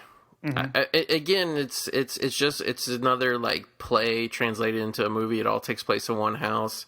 I don't think it's quite I think it's like over the course of 2 or 3 nights spread out over time. But yeah, I really like Death Trap. And I think more than anything, I would recommend it to you, Trev. That it's interesting seeing Michael Caine and Christopher Reeve play off each other. So, yeah, I would definitely. That was another one because I kind of had this like back and forth between that and come back to the Five and Dime where I was like, do I want to put 2 movies on my list that are like, because I just love that novel approach, you know what I mean? But I want to put 2 movies on the list that are basically plays turned into a movie, you know what I mean? That's not even the only play turned into a movie that Michael Caine and Christopher Reeve are both in, because there's also Noises Off. Which is really? 92, which is a 92 film. I've never. I know about the movie, but I knew Michael Caine was. You should definitely see Noises Off. Okay. I know you'd like that movie. Yeah. I will check it out for sure.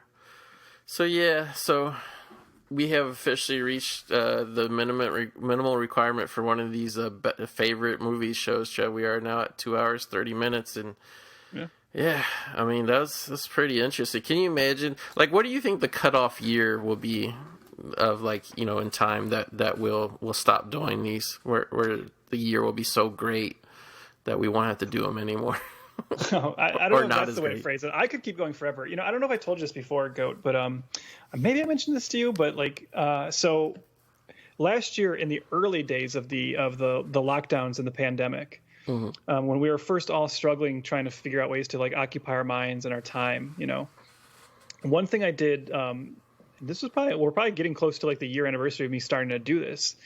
Was I was like sitting in my apartment all day, you know, couldn't go do anything or whatever. And I was like, what should I do? And I got out a notebook and I got onto Wikipedia and I started looking at all the movies released every year. And I started to write down every movie that I know I saw in the theater in my entire life. Wow. Because I've never been one of those guys like I've never saved my tickets and all that stuff, you know, but I was like, well, let me just track this and see if I can remember what is the first movie. So I actually called my mom and like asked her what's the first movie I went and saw in the theater. But beyond that, then I was just kind of going off of, okay, which ones do I have specific memories of seeing? And it was very interesting to do that and see how, you know, as you know, like I come from a family, like my dad was a big movie buff and that's what made me a movie buff. And we would really go to the movies like almost every weekend. And even when I'm sure it's the same for you. I have a lot of memories of going to see a movie when I was very young, but not remembering anything about the movie. Just knowing that I went to see it, and that was very interesting to write down. Like, oh yeah, I remember that I went and saw this movie, but I couldn't tell you a damn thing about it. But yeah, and going through and doing that, of obviously going through like the whole 80s and 90s. It was always just fun seeing and revisiting like those films I haven't thought about in years. So that's why I think it's fun to do these episodes. It caused me again to look at those like year lists and just look at everything that came out through the whole year. And I just think it's a really fun like exercise. Yeah, for sure. And I gotta say, you know, there's been a couple for various reasons, whatever. There's been a couple periods over the last 5 years of doing this show where I slacked off and, you know, went a couple months without doing a show. I think the longest was like 6 months without doing a show. And I kind of regret it. And one of the main reasons why is like, I like keeping us on track with this theme of talking about particular years. And so, yeah, at the very least, at the bare minimum, I hope we can do one of these shows once a year or whatever. Because I think these and the more recent episode we did about the Scream Queens, I think that's some of the most fun I've had doing this stuff. Which, I mean, it's always fun doing shows and stuff like that. Don't get me wrong, but like I feel like even though it might take a little while to prepare or whatever, I think these episodes where we really have to prepare and think and weigh multiple films, and like I think those are some of the more interesting episodes we've done, so to speak. So, which by the way, Trev, you influenced my life more than you know. I was going through because I got a little bit behind on your other. This is not just a shameless plug, but this is real life shit. This isn't SeaWorld. This is as real as it gets. Yesterday, I was going through. I was like, I got to get caught up. I knew I was like 3 episodes behind of Failure to Franchise, your other podcast. And what I didn't know is when I checked my Spotify, I still had like 10 minutes left of the Battleship episode. So I finished up the Battleship episode, and then last night, like literally, like in one hand and in the other was John Woo's A Better Tomorrow and Battleship, and I chose A Better Tomorrow, but Battleship will be spinning in my player very again soon, thanks to you. So nice. Yeah. And I know we talked about that already, but Battleship. So is there anything, because I'm curious about this, is there anything that's interesting to you, like the response you guys have gotten with Failure to Franchise? Because it's one thing to do kind of like what we're doing here, and it's kind of like we're kind of talking about some of the most beloved movies of all time. But does anybody ever like reach out and give you guys interesting feedback, considering you're talking about movies that literally died on the vine? I mean, at this point, our show is still relatively young, and I think we're still growing. Whatever audience we're gonna have. We haven't really had a lot of feedback from people we don't know yet, so really I'm just hearing mostly from my friends who are listening, who are telling me they're enjoying it. And, like Jelly has said, like that he feels like he learned something in our episode, which is kind of like what we're hoping for, and, I put a little bit of work into writing those intros for every episode, and that's been fun. And I've heard that people enjoy those. So yeah, and I look forward to maybe getting feedback to it. I definitely am hoping that at some point we have, an audience of, a larger audience to where we might hear from some of the people of movies we kind of aren't that impressed with, because I would like to hear from the fans of the movies we don't like. Right. But it hasn't really happened yet, so we'll see. So yeah, Failure to Franchise, which I guess I always forget how new it is, because you guys just started that like roughly halfway through 2020, so it's still new. Yeah. But that's currently my favorite. Unfortunately, the way my work goes, I'm not able to listen to shows as much as I used to. I used to literally listen to 2 or 3 long podcasts a day, and now I'm lucky if I get 2 or 3 in a week. Really, more like 2. Well, yeah, the entire reason you and I know each other is because you originally were like you basically said like I'll listen to any movie podcast, and it was true for a very long time. And then like it even got to the point where like I had to find new ones because I would like listen to all the back catalog that everybody had who'd been doing it for years and whatever. But yeah, it's kind of crazy how long we've been doing it. And then because I haven't been in the loop. I think the last Days of Future podcast I listened to were the one where you and Joe talked about how you guys went to the drive-in, not together but separately, to see New Mutants. What have you guys been talking about on there lately? We've been really kind of diving more into like the current run of the comic book. So since Joe's current, and there's a lot going on, like finally after kind of a few years of the X-Men kind of being less important in the Marvel Universe, we're enjoying an era now where there's like a really big kind of X-Men event going on in general with that side universe, and they're adding new titles all the time. It seems like it's going very well, so it's giving us a lot to talk about. And we've also recently been trying to find these kind of X-Men oddities to dive into. Right. So, for instance, we just did a recent episode looking at a one-shot book from the mid-'90s we found called Be Extra Safe with Blockbuster Kid Print Video and the X-Men, which there was this program in Blockbuster called Kid Print where you would take, this is so strange, I had to do the research on this for the episode. I kind of remember this, yeah. Yeah, you would take your young child to Blockbuster, and the employees and you, obviously, would go into the back of the store, into the back room, sit the kid down, and they would videotape the Blockbuster employee asking the kids questions about himself or herself. and then they would give you that tape to keep. And the idea was that if your child ever goes missing, you give that tape to the authorities. So they have video footage of your kid talking. And that was just such a weird thing. And apparently, like 9,000 different blockbusters did this. Oh, wow. And one of the ways they made it not seem horrible or boring for kids to have to go do it was they gave them this comic book, which was the X-Men basically teaching kids about stranger danger. So we found that issue and we read through the issue, and it's, very weird and very bizarre. It's obviously its heart is in the right place, but it has some very strange decisions storytelling wise. So we like doing stuff like that. We like finding strange arcana from like the past in X-Men history and looking at it too. Yeah, because I'm a few years older than you. It was through school, but like there kind of was a program too. It wasn't like that. It was before really everybody had video cameras, but I think a lot of it was spurred on, unfortunately, by the Adam Walsh incident, which that scared the shit out of me when I was a kid. I actually remember when that was going on, and like I was very young when it went on. The idea that kind of thing could happen to a kid, especially when you are a kid yourself. I remember like they came there was a program at my school probably when I was in kindergarten or first grade at the latest, where it was more rudimentary, where they would just take photos of you, but they also took your fingerprints, I remember too. So very, very creepy and chilling. What a downer way to end the episode, Trev.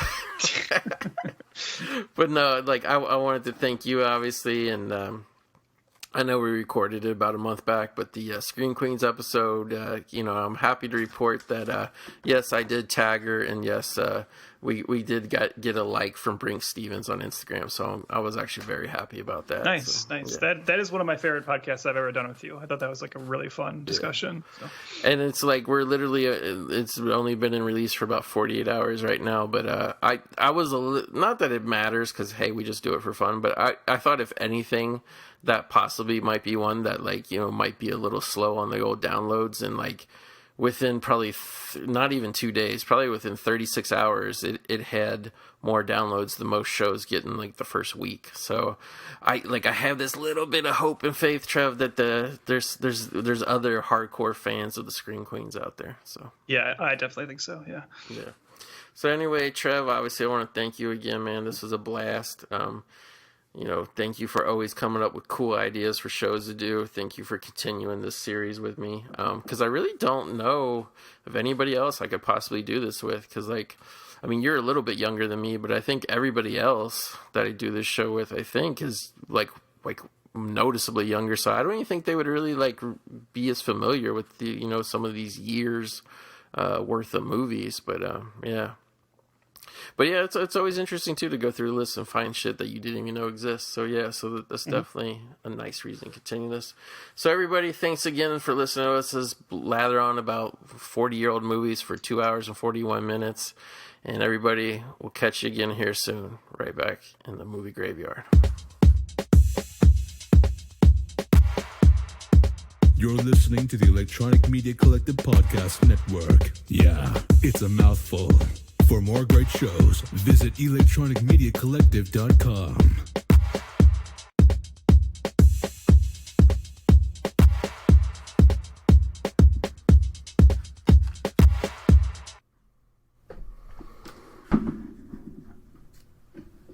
Are you still on the line, Trev?